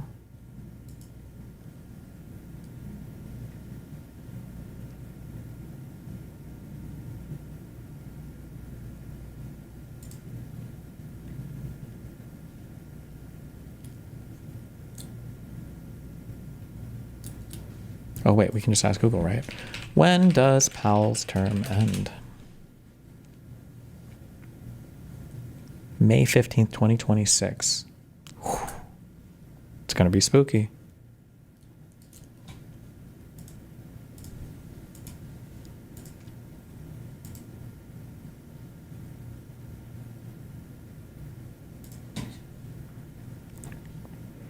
While U.S. companies plan to slow hiring in the second half of 2025. 1 in 5 U.S. employers surveyed by the Conference Board plans to slow hiring in the second half of 2025, nearly double the rate of companies that anticipated bringing on fewer people at this time last year. Latest report from the research group, which has more than 1,000 public and private corporations as members, marks the second year in a row that many chief human resource officers polled were planning on fewer new hires. Optimism has steadily declined. Novo Nordisk, the company behind the blockbuster drugs Ozempic and Wegovy, said Wednesday that it would pause hiring in non-critical areas as it tries to fend off competition from knockoff versions of its medicines. Meta Platforms, which has been on a hiring blitz for AI workers, is pausing that effort.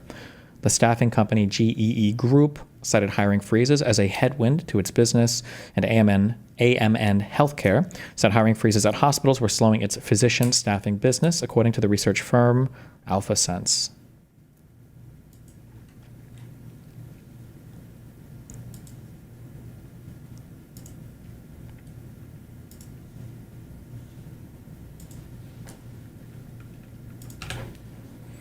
MIT just issued a study reporting that 95% of orgs they followed have thus far received zero return on investment in AI.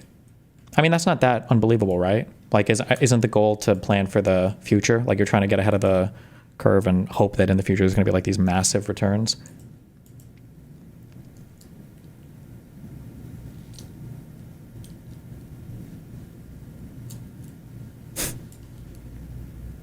What does this actually mean?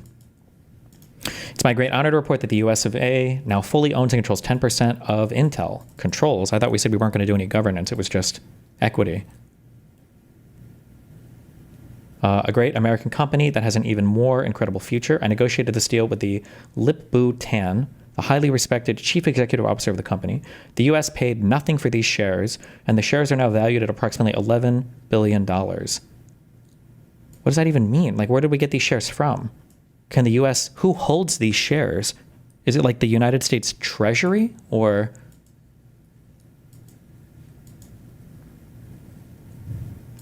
Like, do we sell these, or can we take out a loan against these? Or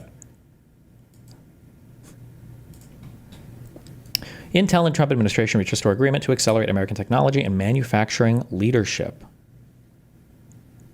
The United States government will make an $8.9 billion investment in Intel common stock. Wait, so then we are paying for them. We didn't get them for free. It sounds like this comes from the CHIPS Act money or whatever.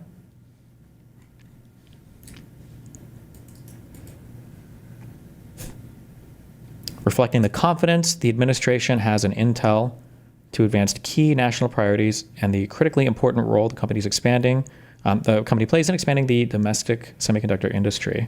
The government's equity stake will be funded by the remaining $5.7 billion in grants previously awarded but not yet paid to Intel under the U.S. CHIPS and Science Act, and $3.2 billion awarded to the company as part of the Secure Enclave program. Okay.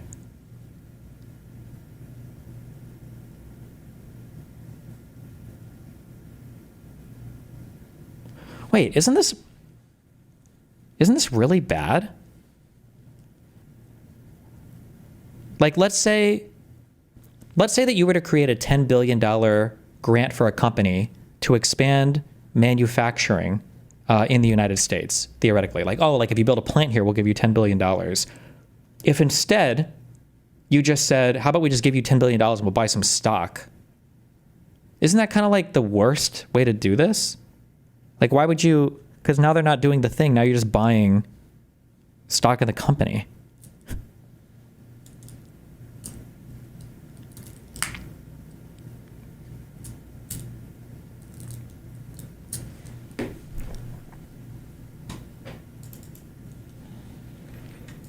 They still have to do that thing as well, presumably, no? Well, how would they? But they're not getting any extra money to do it because the money was just spent buying stock. Does that make sense?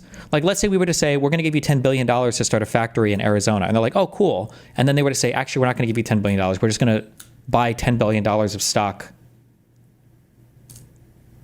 Am I like, that's just like buying, the company issues new stock, I imagine? Then, so what? So everybody else's shares are diluted a little bit?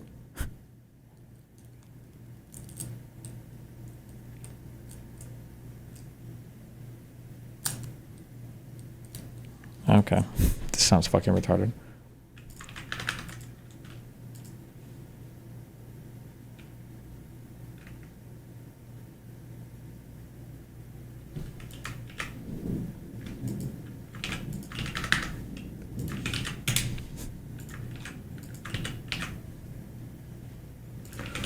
Question you initially is most interesting. Who owns those stocks? I have no idea.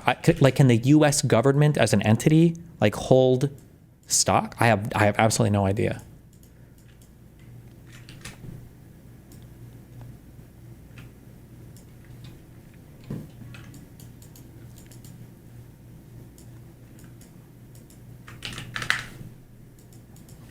Hold on.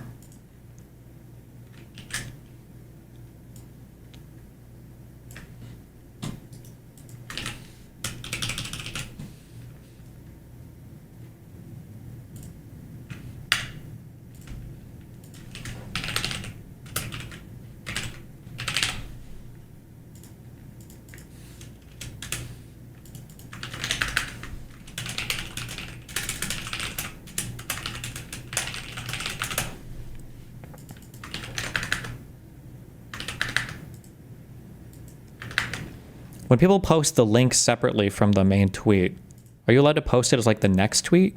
Like in the same post? Or do you have to do like a second one to not get deprioritized? Actually, I don't know how that works 100%. Hopefully that works.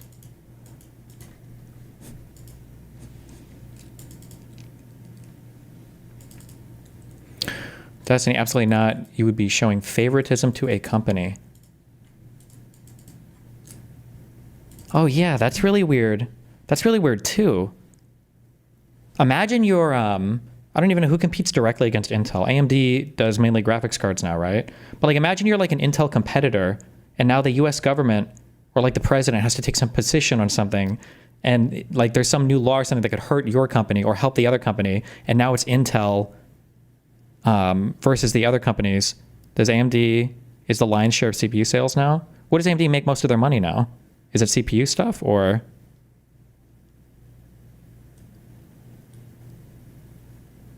AMD is not known for their graphics cards. Oh, never mind. Just kidding. Yeah,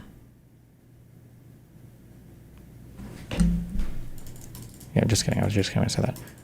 How, like, imagine the U.S. starts passing laws or whatever, or enforcing certain laws. Like, how is the U.S. government supposed to remain impartial there if the government has a 10% stake in one of the companies? There are no major U.S. competitors to Intel, though? Okay.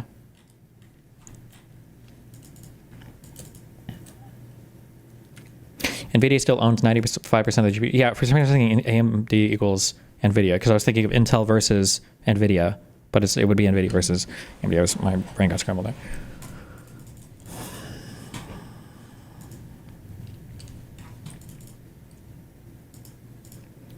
Imagine Intel continues to flop year after year. Do we just keep pumping money into them so they don't fail?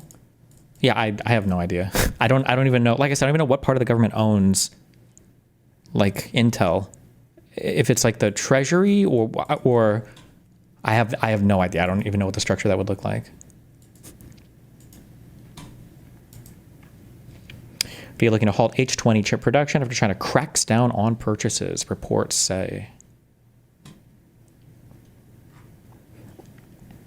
NVIDIA has asked some of its component suppliers to stop production related to its made-for-China H20 graphics processing units as Beijing cracks down on the American chip darling, the information reported Friday. The directive comes weeks after the Chinese government told local tech companies to stop buying the chips due to alleged security concerns, the report said, citing people with knowledge of the matter. NVIDIA has reportedly asked Arizona-based Amkor Technology, which handles the advanced packaging of the company's H20 chips, and South Korea's Samsung Electronics, which supplies memory for them, to halt production. Samsung and Amkor did not immediately respond to CNBC's request for comment. Is the H20, is that like a big AI chip or whatever?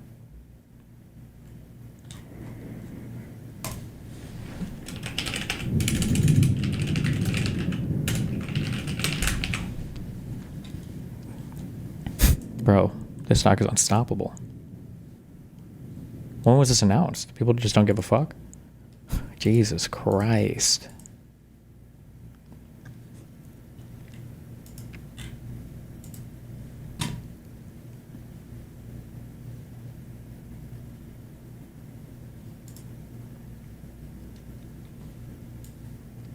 This is why. China tells tech giants to halt NVIDIA H20 orders after the U.S. official's addiction remark. Chinese leaders called Lutnick's comments insulting. You want to sell the Chinese enough that the developers get addicted to the American technology stack. Secretary Lutnick.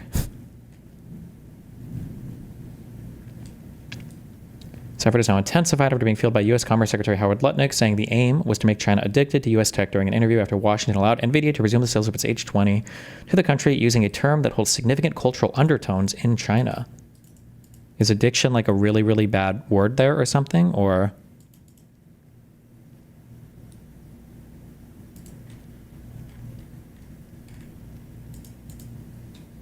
oh, the Opium Wars callback? Based.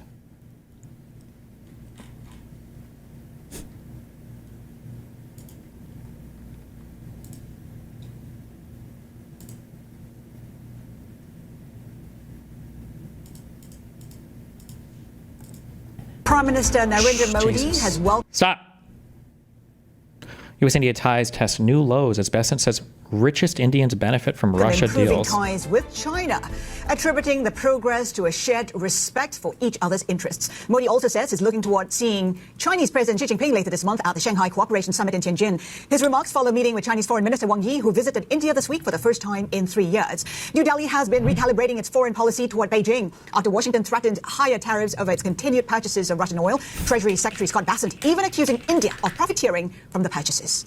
They're doing what I call the Indian arbitrage. They're buying cheap Russian oil, selling petrochemicals back out. Much of that is going to the richest families in... The Indian arbitrage. So arbitrage is when you work kind of as an unofficial intermediary between two markets to balance out prices. So for instance, let's say that there's a store across the street. This is why prices tend to be in a stable state in most places with fluid markets. Where people have like liquidity and market information, all that, right? Let's say there's a store across the street and they buy and sell Beanie Babies for $10. And then let's say that there's a store across the street from on the other side of the street that sells and buys Beanie Babies for $5, right? Well, what would people do? Well, they would run to the $5 Beanie Baby store. They'd buy all the Beanie Babies. They'd go to the $10 Beanie Baby store and they'd sell them all there. And eventually the market would reach like an equilibrium on prices. The problem when you do tariffs on a country, and historically the reason why tariffs don't generally work is because let's say that you put 100% tariff on China. Chances are if people were buying from China, it's not just because it's a little bit cheaper than making it domestically. It's probably a lot cheaper. But if you put a huge tariff on China, then what that's going to do is it's going to cause people to just buy from intermediaries that ship first from China and then either export later stage manufactured goods from the stuff they get from China or just like export the thing itself. So like if India buys oil from China and then sells that oil to us, well, your tariffs aren't really doing much. So this is why you have to start tariffing like every single other fucking person, and it just turns into like an actual fucking nightmare shit show to figure out how to do these. You basically have to tariff like an entire sector in order to make these tariffs work. And it's just, yeah, it's a nightmare to actually getting into this stuff functional. In India, we already have very high tariffs on China, and now India is going to see what it feels like. Hold on one second. Let's get the views of Pushan Dutt, Professor of Economics and Political Science at INSEAD. Pushan, good to have you back. It does look like U.S.-India relations are testing new lows. What's going on, with the bilateral relations between the two? So as with everything Trump, we have to get inside his head and think what he's thinking. So, India has been moving closer to the U.S. since the Clinton administration, and, it was seen as an increasingly important power in geopolitics. Now, with a few tweets or truths, this has completely been upended. Now, why is Donald Trump doing that? There are, a couple of reasons I can think of. One is that he got very annoyed with Prime Minister Modi when Trump tried to take credit for bringing the India-Pakistan conflict to a halt, and India insisted that the U.S. had no role in it. Pakistan, on the other... What? I heard today that it wasn't just 7 wars, it was 10 wars that Trump ended. He said it was 7 and 3 plus 3, which somehow comes out to 10, he said in his press conference today. And said, it was the U.S. played a huge role, Donald Trump played a personal role, he should get the Nobel Peace Prize, so that might have just, miffed him off and he went for it. This is also sort of related to the trade war which has been going on. India runs a large trade surplus vis-a-vis the U.S., so that's why it was hit by 25% tariffs. And maybe it's also to do with the Ukraine conflict because Trump refuses to put any direct pressure on Russia, but maybe by, targeting this oil trilateral trade, he's trying to put some indirect pressure on Russia. So India now, between a rock and a hard place, looking at China to establish better relations so that they can work together, perhaps, benefit from each other's economies. Can that work if trust isn't there? I think it'll take some time to build it up. So we should see this, the ties between India and China have been frozen since about 2020 when there were border clashes. There are multiple disputes there, but I don't think any of these are, completely irresolvable. So this is about the clashes on the border. This is about the support to Pakistan in the recent conflict. This is about China also not being happy with the China plus one strategy, where all the multinationals set up production, take it away from China and put it in India. But these are not irreconcilable differences because, firstly, geography does matter. The huge Himalayas between them makes conflict actually very, very difficult for both of them and very difficult to sustain. Chinese investments are not doing well in Pakistan, both in terms of financially and in terms of security attacks. And finally, I think China, as it makes its pivot more towards the industries of the future, India seems to be a natural place for the Chinese to invest in and set up the low value manufacturing. Keep also in mind that they've had millennia of exchange. They have a shared colonial history. They're both part of the global south, even though that's an awkward term. So there are. That's a what term? Shared colonial history. They're both part of the global south, even though that's an awkward term. An awkward term. So there are lots of things which make them natural allies. So given that Modi's looking forward to meeting Xi Jinping, how significant is that, one? And two, what can be achieved realistically? I think, again, it has to be small steps. Like if you just look at the visit of the Chinese foreign minister, small steps were put in place. Things like visas, things like, Indian tourists, religious tourists going into Tibet, easing of export controls on critical minerals, fertilizers, etc. Then have lots and lots of, yes, have the top-level dialogue, but also have lots of different dialogues. But most importantly, I think this is what they're trying to do, is they're trying to separate the economics from the security concerns. So that's why Wang Yi's visit was, partly with Jaishankar on the foreign relations part and partly with the national security advisor on the security side. So slowly build up trust, and I think Trump might actually push both of them into each other's arms. But might Trump also be playing one against the other? If you take a look at how much more lenient Trump is towards China versus India. I mean, take a look at Russian oil purchases. It's holding back in terms of new sanctions against China, but it's slamming India for it. Yeah, so notice the irony in Scott Bessent's comments. Any trade has two parts to it. There's a buyer and a seller. So India is doing the buying and is getting hit with 25% tariffs, but Russia, which is doing the selling, which has invaded Ukraine, which is violating the UN Charter, they are not getting hit with sanctions. The only reason I can think of is that Donald Trump wants to be seen as a deal maker, resolve the Ukraine conflict, maybe win the Nobel Peace Prize, and that is sort of making him not put direct pressure on Russia. He's not putting pressure on China because when he tried to do that with those crazy tariffs of 150%, China really showed that it can eat bitterness and hit back very hard with the critical minerals control. So that made Donald Trump back off. India's a much weaker country. One thing to remember is in the Zelensky meeting that happened, which was very contentious, one question that Donald Trump asked is, what cards do you have? And told Zelensky he holds no cards. I'm sure every political leader around the world is not the cards. Asking themselves exactly the same question. What cards do I hold in my relationship with the US? Because the US is becoming increasingly belligerent. So. For India, I guess the consolation, if you can call it that, is that it's not the only one getting hit by Trump in a big way. Canada, case in point. I mean, how are you looking at how the dynamics are playing out right now? So one of the things to always keep in mind that, there are various strategies that countries are using. Okay, one is the fawning praise strategy, which the Europeans are sort of trying to do. That has worked. That has worked, but we actually don't know whether it has worked because we really don't know that there are no details in the deal. So, for instance, promising that the Europeans will invest massive amounts or the Japanese will invest massive amounts, it is not clear that it's not the Japanese government, it's the Japanese company, and the Japanese government actually has no way of compelling, its companies to invest. So we actually don't know how those deals will work out. The other one is to actually buy, throw a lot of money, investments, like this is what the Middle East is doing, in constructing data centers. And the third one is to stand strong against Trump. But for smaller countries, I'm calling India a smaller country, but this is in terms of, relative to China, for instance. So for other countries, they have to form coalitions. Okay, ASEAN countries, for instance, they have to form coalitions. But then this is what game theorists call a prisoner's dilemma. Every country is incentivized to actually defect and cut its own deal, and therefore these coalitions are very, very difficult to sustain. And when it comes to India and China, both countries trying to provide that leadership, in BRICS, for instance, could that cause tension between the two, or could they cooperate and work together? So Donald Trump doesn't like BRICS. Okay, so he's gone after Brazil, he's gone after India. The South African president had a very awkward meeting with him. Okay, with China, he's always threatened but has not actually followed through. Now, both India and China, they do see a big role for BRICS. Okay, but they have a very different vision for BRICS. India sees BRICS as non-West but not anti-West. Okay, so they see this as an alternate grouping, an alternate economic and geopolitical group. China actually sees BRICS as a way to combat the unilateral bullying of the US and opposing the US hegemony or the unipolar global order. So they have different visions of it. India does not want it to become like an anti-US coalition, and I think that's where all the tension between India and China. Apparently, Ghislaine Maxwell transcript of interview. You knew or seen it? It got dumped onto the DOJ website, but. It looked like it was long as fuck, so I'm sure other people will go through it. I'd be surprised if there was anything shocking there, because I feel like if there was, they would have made like press releases or announcements based on the transcript, but I haven't seen any of that yet, so. China rises in BRICS. Okay, we've talked about how Trump is upending the global order, and we have the BRICS nations asking for a greater voice in global politics and decisions. Would that happen? Not in the short run, because again... I guess, is this an opportunity for them to play a bigger role? I think there's an opportunity for them to actually have closer ties. Many of the groupings, whether it is BRICS, whether it is ASEAN, they tend to be more aspirational than real.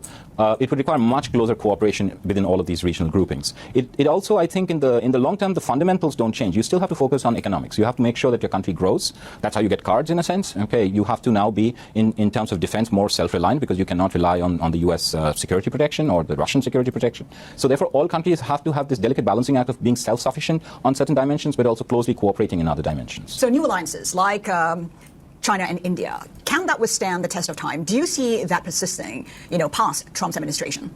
Yes. So I think one mistake that political leaders should not make is that they should not think of Trump as an aberration. Perhaps Biden 2020 was the aberration, and that there is something which has fundamentally shifted in the US. So the US has become a lot more inward-looking, also a lot more belligerent, a lot more transactional. So if we think of that is the world that's going to persist, all of these countries actually have to make significant shifts in their diplomatic outlook and their economic ties and their people-to-people exchanges, etc. Oh no. There's no... Well, in just a few minutes, Martha, we've been looking through this, and we can tell you the top line here is that there's no client list, according to Ghislaine Maxwell, and there are no high-powered individuals that were on any sort of list. She did not incriminate anybody in that 9-hour interview that she did with the Deputy Attorney General, Todd Blanche. She said right here, quote, "There is no list. We'll start with that. The genesis of that story I can actually trace for you is from its absolute inception, if that is what you're interested in. That's part of the DOJ transcript." Well, in just oh no, conservatives, what are you going to do? They don't care anymore. They've moved on from it. You just added in a third building. Is what that is. It's a third building. Well, no, but it's a building that's being built. No, it was built 5 years ago.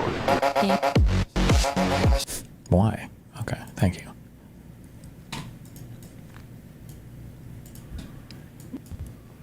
Hey, do you support Trump? Bite the bullet. You're in the stream. You do. I am. Again. Okay. All right. I'd love for you to pick up maybe where the last guest left off. No, you're lagging. You're lagging pretty bad on me. You're lagging. I mean, like the voice, your voice is like not moving with you look like a Chinese person. What? Your lips, I guess it's my phone, I don't know. What do you mean I look like a Chinese person? What? Oh God, is he about to soy out for 2 minutes about this? Okay, like when you watch a Chinese movie and their lips are not moving with the sound. Oh. He doesn't get it. Wait, I wonder if she's older. Or no, I guess this could be a modern thing too. I remember, I think this is the thing where everybody's dad and grandpa likes Westerns and like Bruce Lee, like Chinese Kung Fu movies or whatever. And when you watch them in the past, the dubs, they don't even try to like line up with the lips. Like it'll be like, hello. And it's just like completely fucked. That's what she meant here when she said this. Oh boy, but he's about to go on a soy rampage. Oh no. Are you talking about like dubbed movies? Oh no, he does know. Okay, well then it should be fine, right?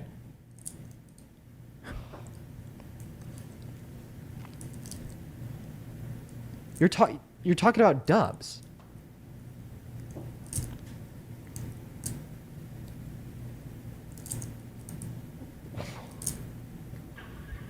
It's okay, no matter. I'll just like not look at you because I can at least still hear your voice. I don't even like. I don't know how to like respond. It's fine. It's fine. We don't need to. It's not an issue. It's not that big of an issue. Wait. Okay. Aren't movies like produced? Like all movies ever, they have like dubbed versions for individuals that don't know the language. I watch you a lot.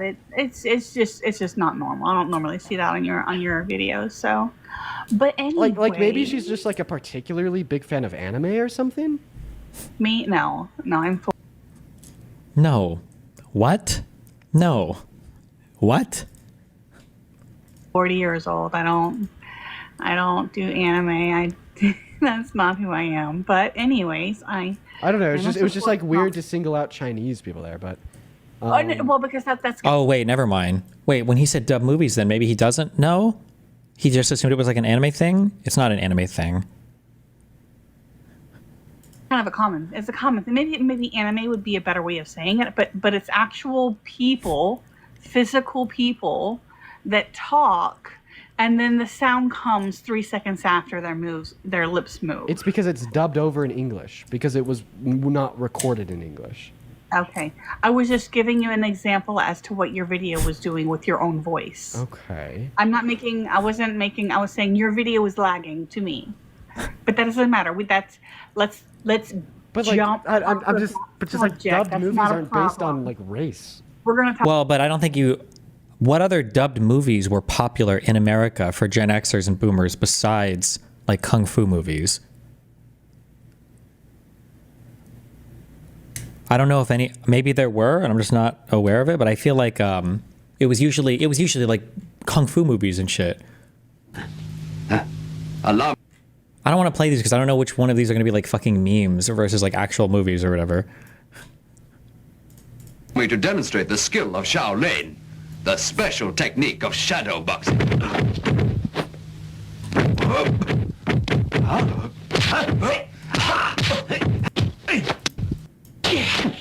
For someone who's a Shaolin monk, your kung fu is really lousy. Okay. Yeah, the bad lip sync. Well, because there's was it Kung Pao Enter the Fist? Or am I making that up? That was like intentionally done that way because it was like a meme movie. I don't know how many of these exist. Oh, is that okay? Yeah, I haven't seen this movie in like 20 years.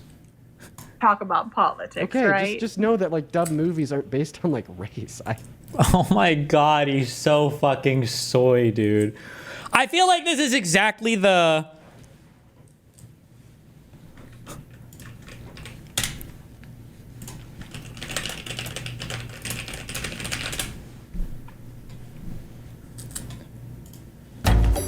Also. Okay, so we have an African tea. We're gonna start up here. Just tell me when. I'll start in the bottom. And... Whatever 5'10" is, he was 5'10". Ethnically, I mean, was he like us or? A woman? No. Female? No, Is that what no, you're no. I asking? would say was he What? African? Was he African? African. No. He was American, and he was like you. He looked just like you. He was Jewish. Just like you. Okay, Jew. Like, what is happening here? Oh my God. So you support Trump. Why is that? Oh my God.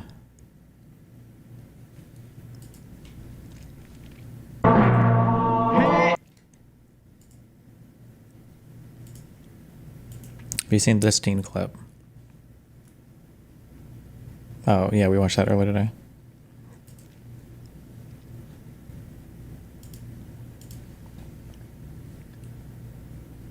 Right, it doesn't really matter about the $10,000. It's just It doesn't. a little bit. Hayden Ross calls out Lacey for ignoring multiple messages about the $10K he owes. This is what the night out cost us. $16,663 yacht price. Damn. How big is that yacht? For a night? $8K for a table? Is that like bottle service at a club or whatever? Let's see. August 7th. Hey, Lacey, I don't know when this first message was sent. I don't know if it appears on the top bottom. It's following up. Apologies, we're busy. Haley's just following up. Just following up once again. Hey, just following up again. All right. Right, it doesn't really matter about the $10,000. It's just It doesn't. I could cover the 10K so quick. You can't even write us back. Like, dude, it's insane. Like, it goes on for more and more days too. There's more group text, bro. Like, we're hitting you up. We're trying to pay everyone out. Yo, can you guys vouch that paid from Team Aiden? Did you guys get paid? I'm telling y'all, bro, this streaming brain shit, I'm a victim to it. But right, it doesn't. Okay. A Venezuelan was detained as a documented gang member by ICE, which refused to provide proof.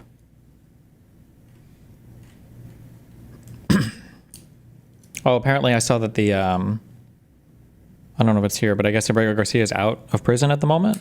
I don't know if that's because I don't think they dropped everything. He probably just like made bail or whatever, and he's just chilling waiting for his court case. 48-year-old Venezuelan asylum seeker says he was en route to work at a construction site on the morning of April 9th when a group of immigrant agents and state and federal police officers stopped his car in a rural area near Bryan. An event that led to him being arrested, publicly accused of membership in a transnational prison gang, and deported. Jesus.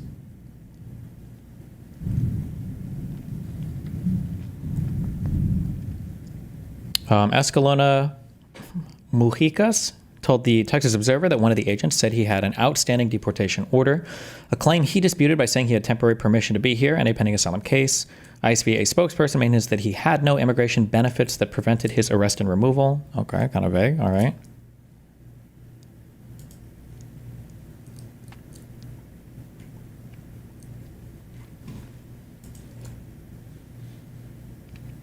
Escalona Mujicas said he was told he'd been targeted under an 18th century law being revived by the Trump administration, the Alien Enemies Act. Agents took him to a gas station parking lot where he was accused of belonging to Tren de Aragua, a Venezuelan gang designated by the United States as an FTO, foreign terrorist organization. The same day, ICE released a press release announcing his arrest and calling him a documented Tren de Aragua gang member, accompanied by a photo of him wearing a camouflage John Deere sweatshirt. Oh, shit.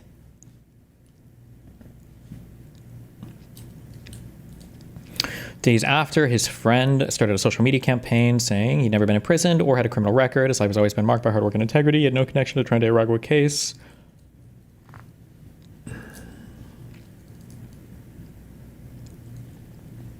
Before emigrating, Escalona Mujicas worked for the same employer, Empresas Polar, a Venezuelan Pepsi affiliate, for nearly 2 decades. He has no criminal history or record of gang activity in Texas, and only traffic tickets in Venezuela, according to a search of U.S. and Venezuelan public records and interviews. In an interview, another Venezuelan friend and former neighbor, Maria Arisa Mendoza, rejected the gang accusation, calling him a very hardworking man. Maybe he was hard at work for the gang, though.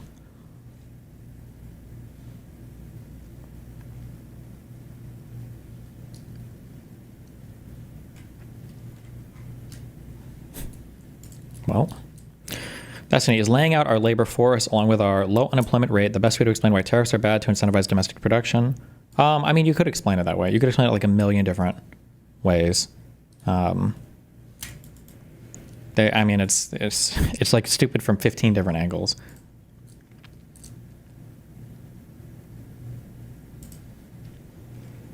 Florida ordered to undo alligator Alcatraz due to environmental risks. A federal judge in a ruling Thursday night prohibited state and federal officials bringing new detainees to alligator Alcatraz, the hastily built immigration detention site in the Everglades. The ruling also demanded the state begin dismantling elements of the facility, including temporary fencing, lighting fixture, and generators, among other equipment, within 60 days. The law requires the environmental studies be conducted before any major federal action or construction project. The groups had requested the site be temporarily shut down while the lawsuit played out. Construction was paused earlier this month following a judge's order.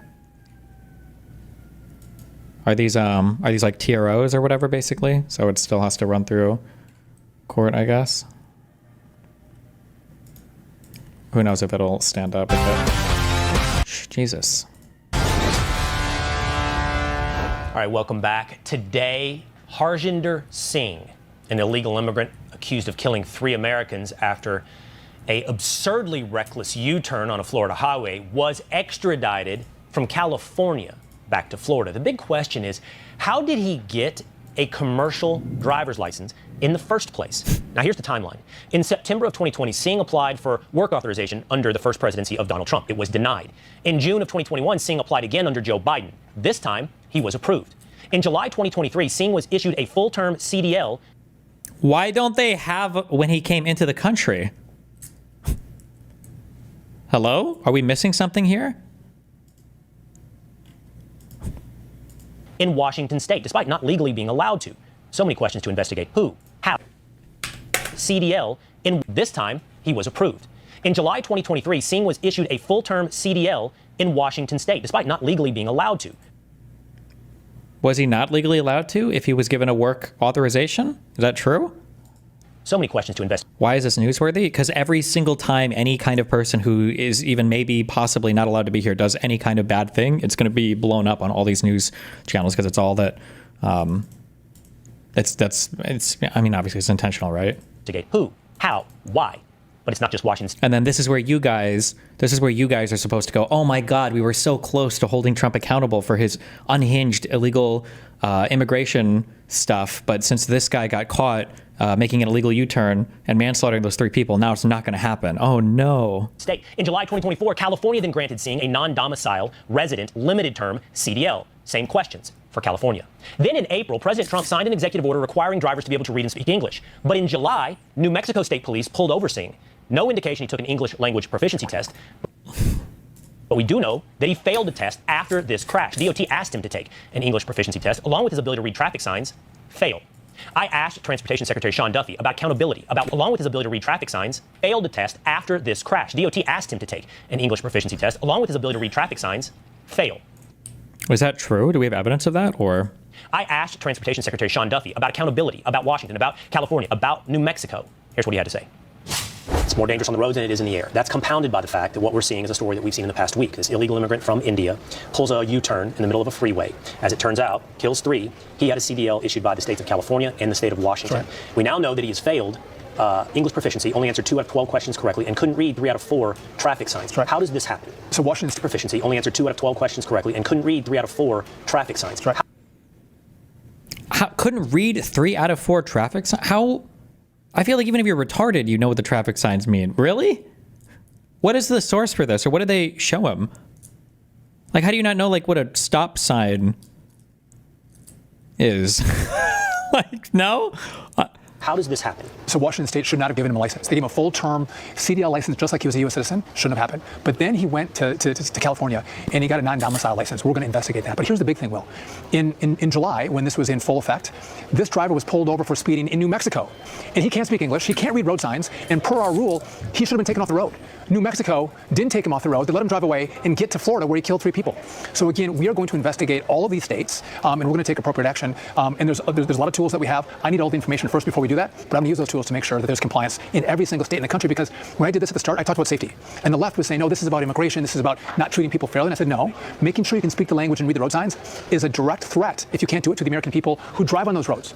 The left lost their mind, and you see here how important this is to drive safety across the country, that you speak the language and can read road signs. Let's follow up on accountability. Can you give me some insight into what tools you have at DOT to ensure that a state like Washington or a state like New Mexico or a state like California complies with the orders coming out of the executive branch? Free DMV road signs practice test. Oh, shit. All right, let's go. Which of these pavement markings separates two lanes traveling in the same direction? A? Fuck! A single solid yellow line is used to mark the left edge of a divided or one-way roadway. In the United States, single solid yellow lines are not normally used to separate lanes of traffic. Oh, I didn't see the none of the above because I was going to say I feel like it would just be a dotted white line. Fuck! No, wait, that didn't count. That was a trick. Trick question. Wait, the answer was none of the above, right? It was, yeah. Fuck! Because I'm like, I don't... It's definitely not C. It's definitely not B. This would be for like two-way... So I guess it would be A? Okay, hold on. Refresh, restart. That was a trick one. That was a trickster. Continue. No! Okay, this sign indicates... Bro, I don't know. What? A flagger? I don't think I've ever seen this sign in my life. Okay, it can't be a flagger. A school zone? No. Work crew? No, maybe. An emergency... I'm going to say a flagger. Is a flagger a real person? Like somebody directing traffic? School zone just says school zone. Work crew usually has like the fines for whatever bullshit if you're speeding. An emergency vehicle? Would they put a sign up for that like this? Yes! This work zone sign indicates a flaggerette. Flaggers are often located in highway or street work zones. They wear orange vests, shirts, or jackets and use red flags or stop/slow paddles to guide traffic safely through these areas. You must follow the flagger's directions. Whew. Okay.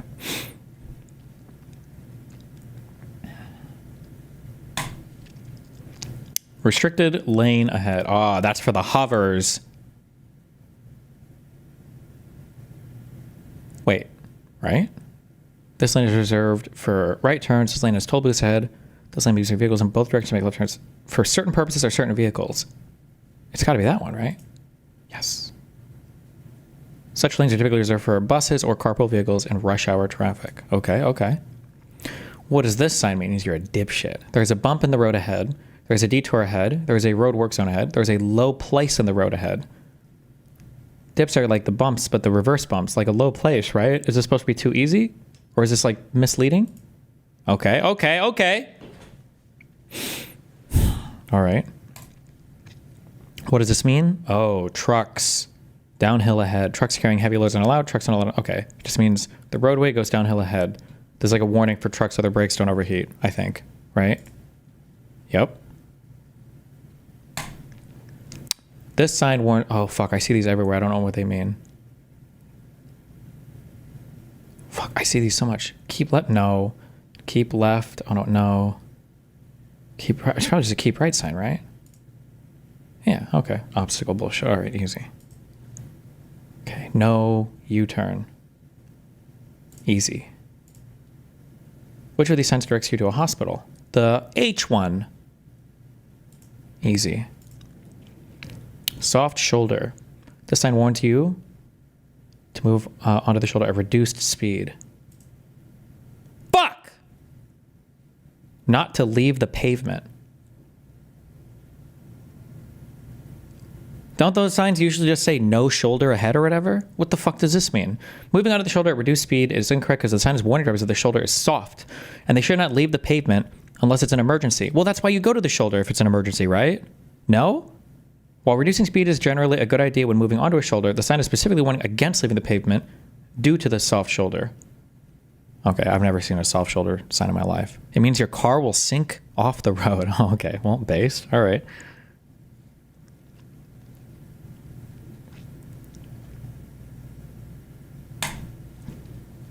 Slippery. Wait. Turn left and right, make sharp turns, speed up, slow down, right? Yeah, easy, okay. Deer crossing. Easy. Railroad. Easy. A winding road ahead, a right turn ahead, double curve ahead. Okay. A curve to the right? No, it just means a wind. No! A double curve ahead? What does a double curve mean? How is a double curve not winding? What does that mean? The sign indicates a double curve, not a winding road. A winding road is defined as a road with at least 3 curves. A winding road sign would show a series of curved arrows indicating multiple curves on the road ahead. The sign only shows 2 curves, one to the right and one to the left. Is that not winding? Okay, fuck you. This sign indicates the beginning of a 2-way road. A divided highway. Okay, 2-way. Okay. Whew. Oh, pedestrians. Where's the school? They have, what are these, lunch boxes?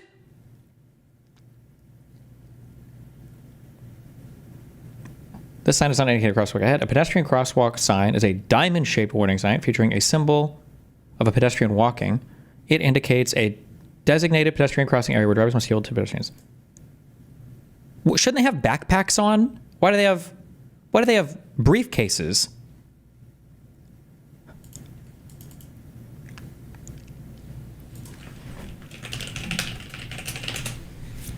Fuck this. I don't believe this.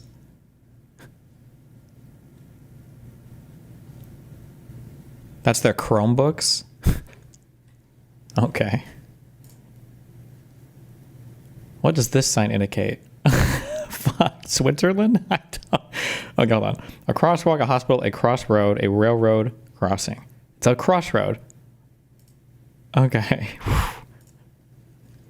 When you see this sign on a limited access highway, you should drive at over 30 miles per hour when exiting the highway, not exceed 30 miles per hour when exiting the highway, drive another 30 miles to the next exit, increase your speed to 30 miles per hour. Okay, don't exceed.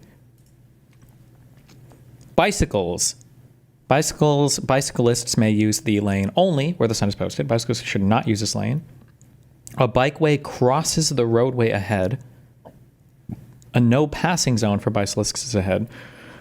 Bicyclists. A bikeway crosses the roadway ahead, or bicyclists may use the lane only where the sign is posted. No, it's got to be this one, right? Oh my god, oh my god, oh my god, oh my god, oh my god, oh my god, oh my god, oh my god. What the fuck? Is this a transformer? A corset? What does this sign mean? A railroad crossing ahead. A narrow bridge ahead. A hill ahead. Okay, narrow bridge. Easy! The shape of this sign provides advanced warning of the merge. I think it's merging traffic ahead, 2-way road ahead, no passing zone ahead, or no zone ahead. No passing. I have no idea, bro. Not 2-way. That would be stupid. Merging traffic like a yield sign? No passing zone or no? I'm gonna guess no passing. Fuck yes! Hell yeah. We passed, I think. Brush up on pavement markings and the subtler warning signs to avoid confusion at trickier intersections. Oh my god.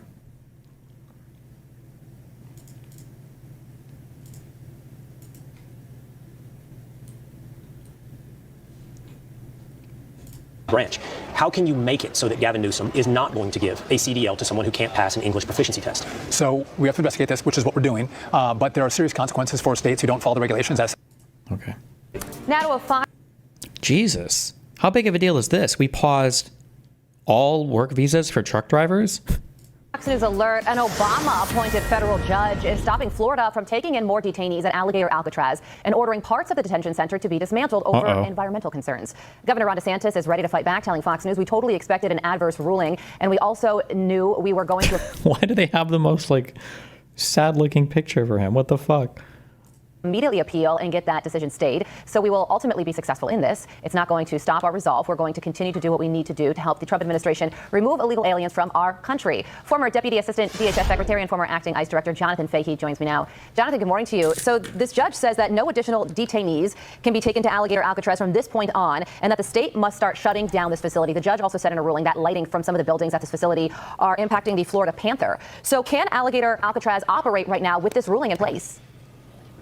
Well, it seems like right now, at least for the next, 60 days or so, they can, and they're going to appeal this immediately, so probably overruling this judge. But what makes this so, kind of ridiculous in so many respects is, as you've reported before, this was already an airport run by the state. So the idea that the Panthers all of a sudden are impacted because they made it from an airport to a prison is just utter nonsense. And the Panthers, I don't know, directly, but I expect they don't care. If it's the Storks don't care, the Panthers don't care, they're not impacted. And there's probably a situation has resolved, or saying this now kind of a federal facility. To a story that we've been covering extensively, which is the deadly Florida crash allegedly caused by an illegal immigrant who was granted a commercial driver's license in both California and Washington state. Secretary Rubio posted this on X saying, effective immediately, we are pausing all issuance of worker visas for commercial truck drivers. The increasing number of foreign drivers operating large tractor trailer trucks on U.S. roads is endangering American lives and undercutting the livelihoods of American truckers. Because of one accident?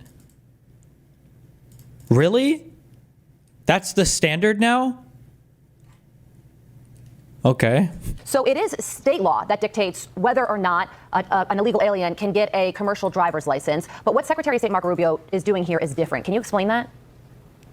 Yes, this is first of all, he's putting Americans' public safety ahead of illegal immigrants or anything else. But he can decide who can get a new visa to come in here and work as a truck driver. So he's pausing that, saying we're at least pausing it until we could figure out a way to make sure everyone that's doing so can do so safely. Because remember, this person wasn't even able to pass a basic driver test, didn't even speak English, and it seems like that should be a minimal requirement for driving commercial trucking in this country. Wait, how do you get a CDL? Do you not have to take a test or anything?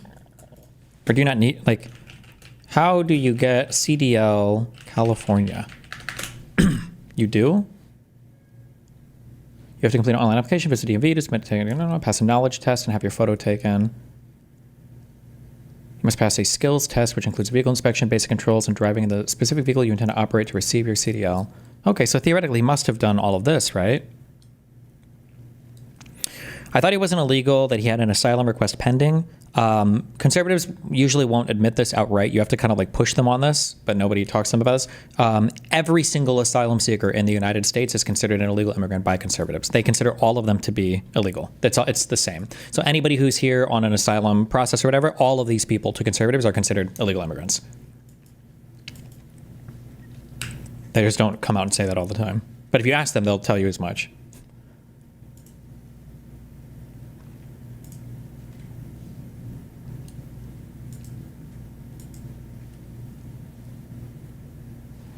He goes, what do you think about, and he goes, what do you think about, he mentioned a streamer's name, and if you're in the streaming space, you know this streamer does not like me. They really don't like me. They don't like a lot of things, and I'm one of them.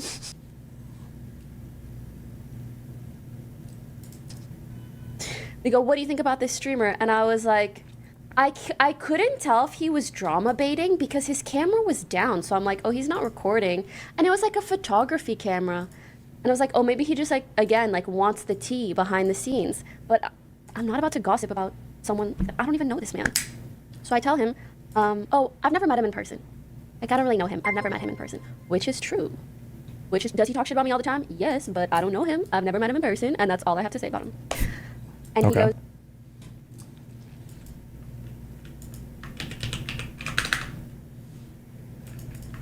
okay. Dog in Twitch politics was Asmongold, but something shifted. Something shifted yesterday, and it turns out we actually have a similar number of viewers. As a matter of fact, I mean, he was hitting like 50K every day. He was always like 20K above wherever I was. Sometimes even 60K. I would have like 30K to 40K. He would have 60K. And now it's... Okay, never mind. Hassan 100% view bots. If he's accusing other people of doing it, 100 billion% he does it then. What guaranteed? What guaranteed he view bots if he's accusing other people of doing it and making it sound like the largest streamer on the platform is doing it? Absolutely. seems like we have the same number of viewers, which is, I don't know what it is. I'm not even saying that I'm not making any inferences about this. I'm not saying that this is like something that Asmongold himself did, but it has been a significant decrease in the viewership after Twitch said that they were going to go after bots. Like I said, though, I don't even think this is like his own doing, for the record. Because, like, if you remember when I was talking shit, when I was talking shit about Kick initially, when I was in Japan, not the last time, but like a couple times ago, it was weird that like the three people that were talking shit about Kick was Misgif, Pokemon, and myself, and we all got weirdly botted at the time. Like, we had clearly like our view counts shot up, and it was weird. It was like normally in Japan, it would be, especially in the weird hours that I was streaming, I would normally have like 20K, but this time I had like 40K. He absolutely view bots. 1,000,000,000,000%. Oh my God, he view bots so much. I don't know how much he view bots. I just know he does. If it's at least 10K, that's how much. Now, it could be because people are getting bored of Donald Trump and pro-Trump content and pro-Trump sentiment. Do you think Asmongold view bots? He doesn't seem like the kind of person who would, and he gets unbelievable, ungodly views everywhere else. Whereas Hassan's views outside of Twitch, his like narrowly protected monopoly space, are not really that good. Not as big as you would expect them to be, given how big of a streamer he appears to be on the platform. But yeah, I don't know. Unless Asmongold is botting all of his YouTube shit as well, but that could probably be a part of this. Or, you know, maybe whoever was doing it stopped doing it potentially. He's talking about you right now. In his own backyard. Be a good father to his own son, who literally allowed his own son to become a fucking neo. Jesus Christ. Just reading all of the Justical tweets, talking about my family. This is cool. Nice job. Good one. Good one, Hassan. Anything but the issues. Anything but the issues. If you can just keep deflecting away from them as much as possible. Nice. I'm schizophrenic also, by the way, for thinking that all of these people are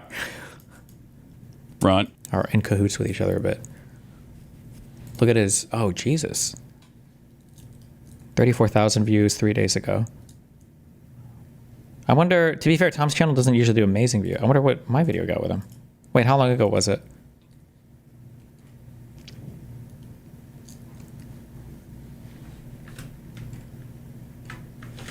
Destiny. Oh, 112K views.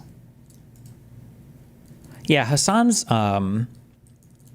off-platform reach is insanely low. I just don't understand how. On like every, he might do okay on Instagram, and his Twitter does okay, but on other long-form video stuff, it's just so bad.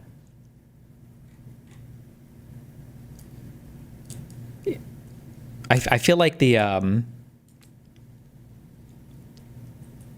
yeah, I feel like it's got to be. I think he has to be one on Twitch. That makes sense, but I mean, obviously, I can't prove any of it.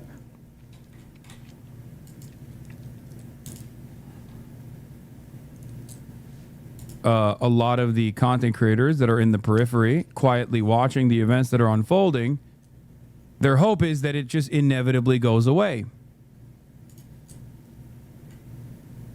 I think what they fail to recognize. They fail to recognize that the lack of counter messaging from progressive voices on this platform, out of understandable fear that they might be harassed endlessly by some of these rabid monsters. It's crazy. He just steals every talking point. Holy, like, harassed by who?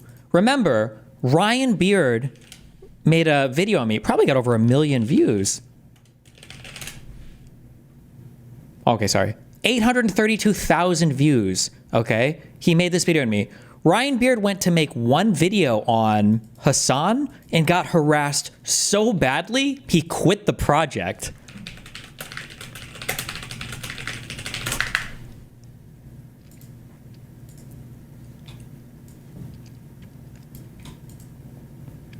Hey everyone, so I've decided to pussy out of making a video about Ethan and Hassan, LOL. When I announced that I was working on a video trying to give a level-headed perspective on the situation, critiquing everyone involved, couldn't even critique everyone involved. It wasn't even a one-sided video. I didn't expect that I would be threatened by Hassan and attacked by the H3 Snark subreddit for weeks and get a bunch of threats in my DMs. I've kind of realized that everyone on the internet is super entrenched in their opinions on the stupid drama war, and no one is really interested in hearing me try to give nuanced takes on it, and I kind of just want to swear off talking about leftist/liberal and fighting in general. I like how he tries to kind of sort of both sides it, but...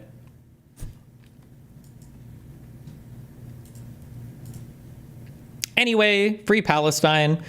If y'all want to think that I'm a liberal Zionist because I think Bana Panada is a disgusting psychopath for his history of doxing and brigading and threatening to kill people and harassing people and saying the left should care less about anti-Semitism, you could feel free to see me that way. And if you were to call me a pussy for backing out, you would probably be right. I just think the online left is an absolute shit show right now, and I just want to move on and do my own thing. Like, Jesus Christ. Has created an environment where the most loud voices you hear are the likes of Asmongold. And there's only one person who is actively in the top, regularly duking it out with these people, and that person is ritualistically humiliated. Bro, you don't duke it out with anybody. You are a pussy. You hide on your platform and try to debate 14-year-old Israeli people from your chat or commentary people when you think you can edge it win. Who do you duke it out with? You are like the most cowardly, huge political figure on the fucking internet. What are you talking about? Regularly duking it out with these people, and that person is ritualistic. He doesn't even fight his own battles. He got iDubbbz to make that content cop for him and then abandoned him when he nuked the entire creator clash as a result of it. Holy shit. Humiliated with ridiculous smears over and over again and turned into a toxic pariah. What do you think happens at that point? If the only voices of political discourse is far-right voices, and the only major voice of progressive politics is a guy that those far-right voices are explicitly attacking with regular frequency, from the audience's perspective, they don't actually understand where that silence comes from these other content creators. They don't see the way the sausage gets made. They don't know that this is out of real fear of harassment. Like... who?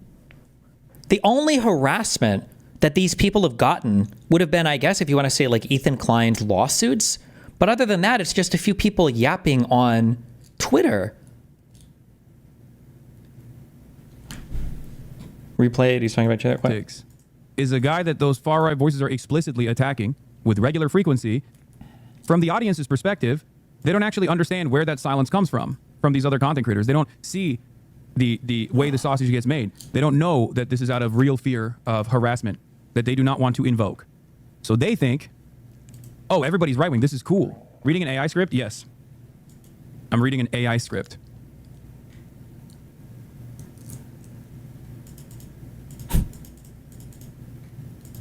Okay.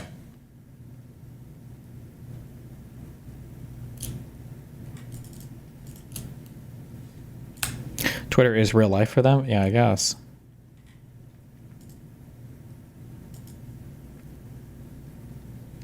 Does he genuinely believe this about himself? Is he like Trump in that way? No, Trump doesn't genuinely believe it. Elon might have. Elon is delusional. I don't think Hassan believes this. It's all just like a calculated rhetorical thing, basically. So like you just constantly pivot, make yourself the victim over and over again. You hope that people bite, and then anytime that you do, then you force the fight there wherever you can to like divert anything off of anything substantively that you say. Oh, I saw this. Dude, Anna Kasparian's Twitter is just like nonstop crazy, like Zog anti-Jew conspiracies and shit now. It's like wild. She's doing like the dancing Israelis thing now. Jesus.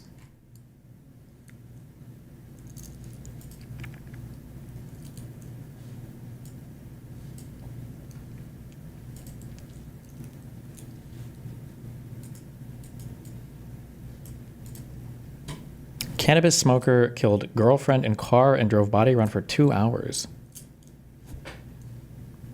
What happened? Prosecutors say the 25-year-old mother had received blunt force injuries consistent with punching, but ultimately died from compression of the neck. Why do they call him cannabis smoker? What the fuck?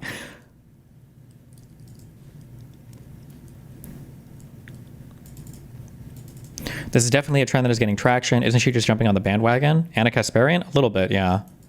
I don't know if, who knows how much further that'll go. It's in like all of the kind of weird, fringy alt media spaces right now that aren't allegiant to Trump. So like Candace Owens, Anna Kasparian, Cenk Uygur, those two are huge ones for it. Obviously Fuentes is. Cannabis smoker is his first and last name. Okay, based.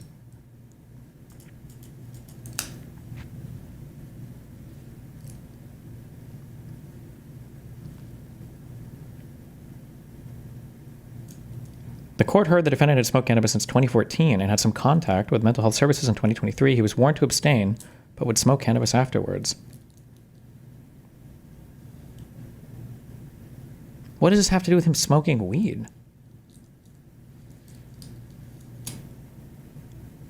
Is it saying it was like a weed-induced psychosis that caused him to...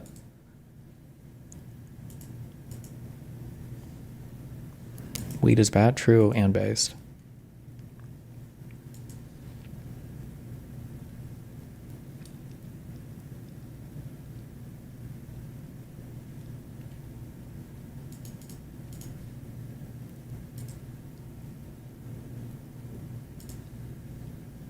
Supreme Court lets Trump administration cut $783 million of research funding and anti-DEI push.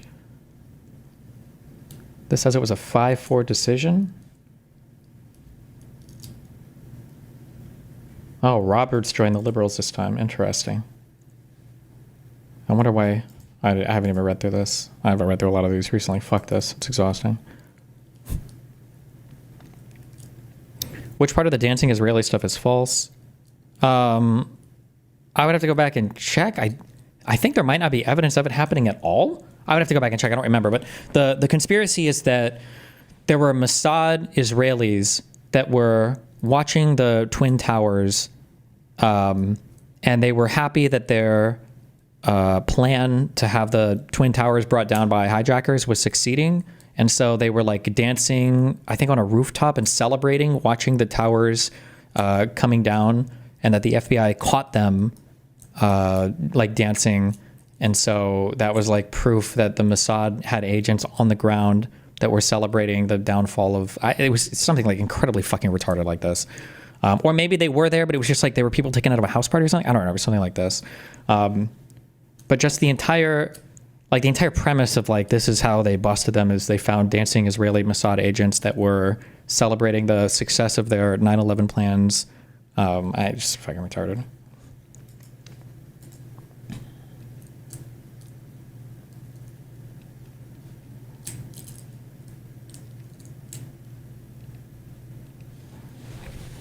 Wait, okay. I have to be somewhere at 7, so I'm leaving early tonight.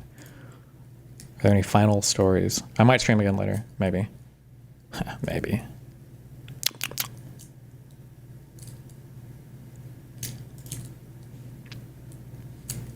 It's funny, Cenk and Anna went absolutely apoplectic when it was conservatives claiming that Muslims were dancing after 9/11. Oh, yeah, because the if you say like anything even remotely bad about any Muslim or brown person ever, it's like Islamophobic or something. People were doing that with Ethan and Frogan, saying that the attacks on Frogan were coming from a place of was coming from a place of Islamophobia. I was like, okay, stupid. You should do a 9/11 conspiracy theory deep dive. It's crazy the amount of people thinking we did it ourselves and demolished Building 7.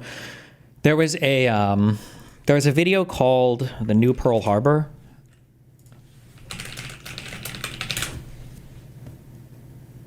That's fucking 5 hours long. That goes into a whole bunch of reasons why 9/11 was an inside job. This is another one of those conspiracies where there were like some things that I thought, like that one plane, the United flight that the civilians like took down, that like that flight was maybe shot down and they just didn't want people to know about it or something. But after doing the research for, it was probably a little bit less than a week, I have never been a bigger believer in the official story than going through that entire, I think it's the NIST report. The official story checks out like hardcore. And I remember after going through this Whatever happened to that bot of you watching it? I have no idea. I don't know if it's maybe it got taken down for some reason. But after going through the entirety of this video, I was ready to debate. I think Nick Fuentes on it, and then Fuentes said he didn't actually want to debate this topic. But yeah. The problem with debunking conspiracies like this, though, is that every time you go through one, people will always find like some other thing, like their evaluation of the conspiracy is never altered by any new evidence. It just adapts to comport with whatever thing was debunked before, if that makes sense.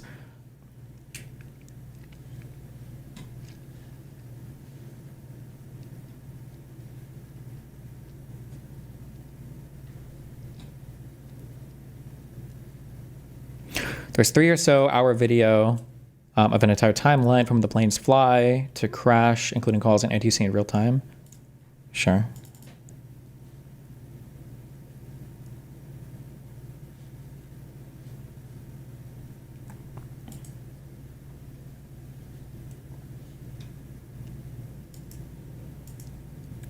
I feel like I hear about this like every couple months, that people at the White House are fucking hating this Laura Loomer chick.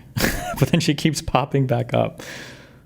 Is all the talk in Washington, D.C., the right-wing influencers whose greatest hits include handcuffing herself to Twitter's office in New York City and sparring with Marjorie Taylor Greene, can't land a job at the White House.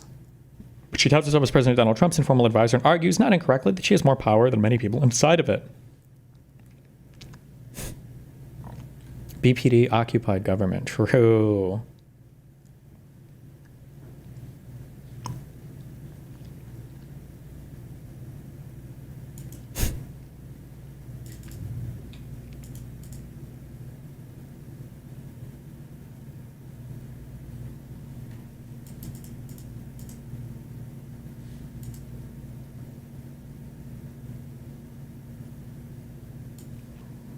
Am I supposed to know who this guy is? With Refin Chan. Who's this dude?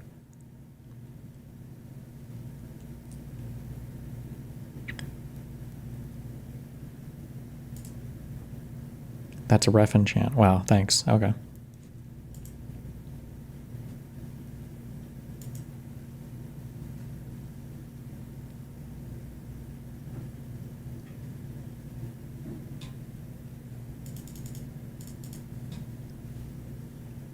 New Tactics gameplay trailer. It's still going to be all the same gameplay, right? There's not any point in watching this, is there? Fighter! You asked for this. Back in your place. This is but a squall before the storm of battle. Prepare yourselves at once. Time to prove myself.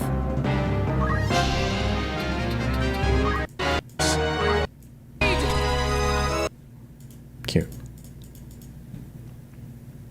I might play this game. We'll see.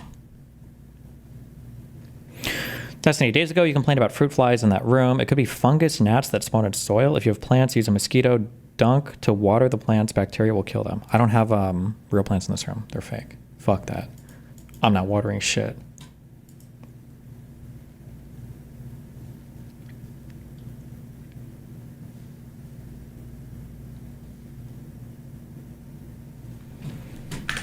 Okay, wait. One more question. I've never bought anything off. This is Linus Tech Tips. Has anybody used these things before? Do you think these are recommended? I'm guessing they only attach. You have to have like a metal desk or whatever.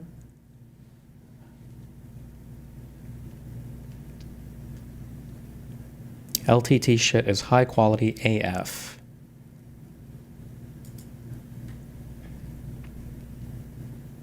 Do they sell on Amazon or do I have to buy through this website? They come with stickers to attach them.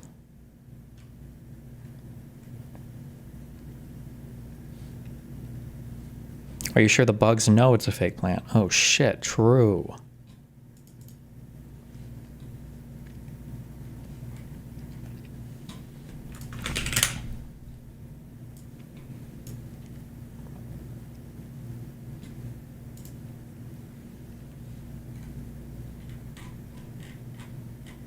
Supporting Canadian businesses. Oh my god, look! The tariffs, the anti-tariffs. Look, they were 220, now they're 180.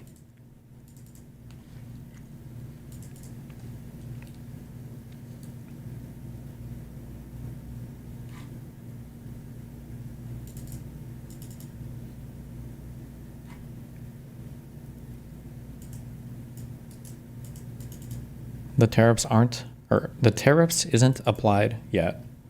What, do you have to add to cart and then order it and then you see the tariffs? Is that true?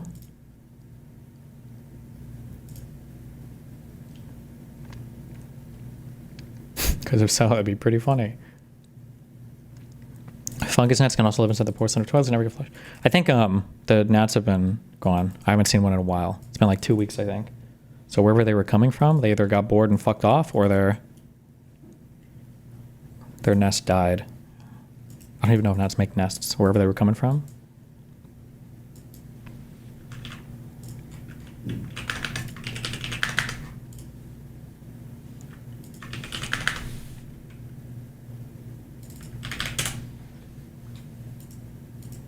Me with talking points that he got from Destiny's community for years and years.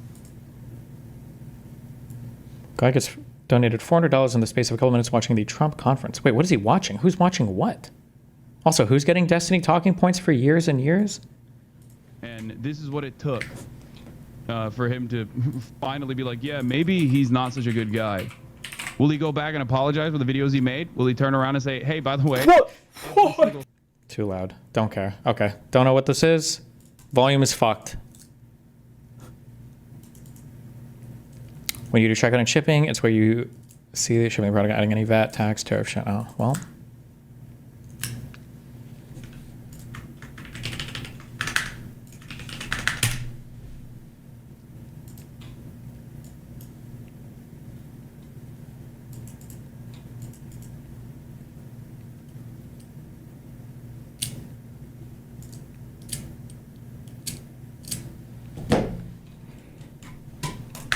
Okay.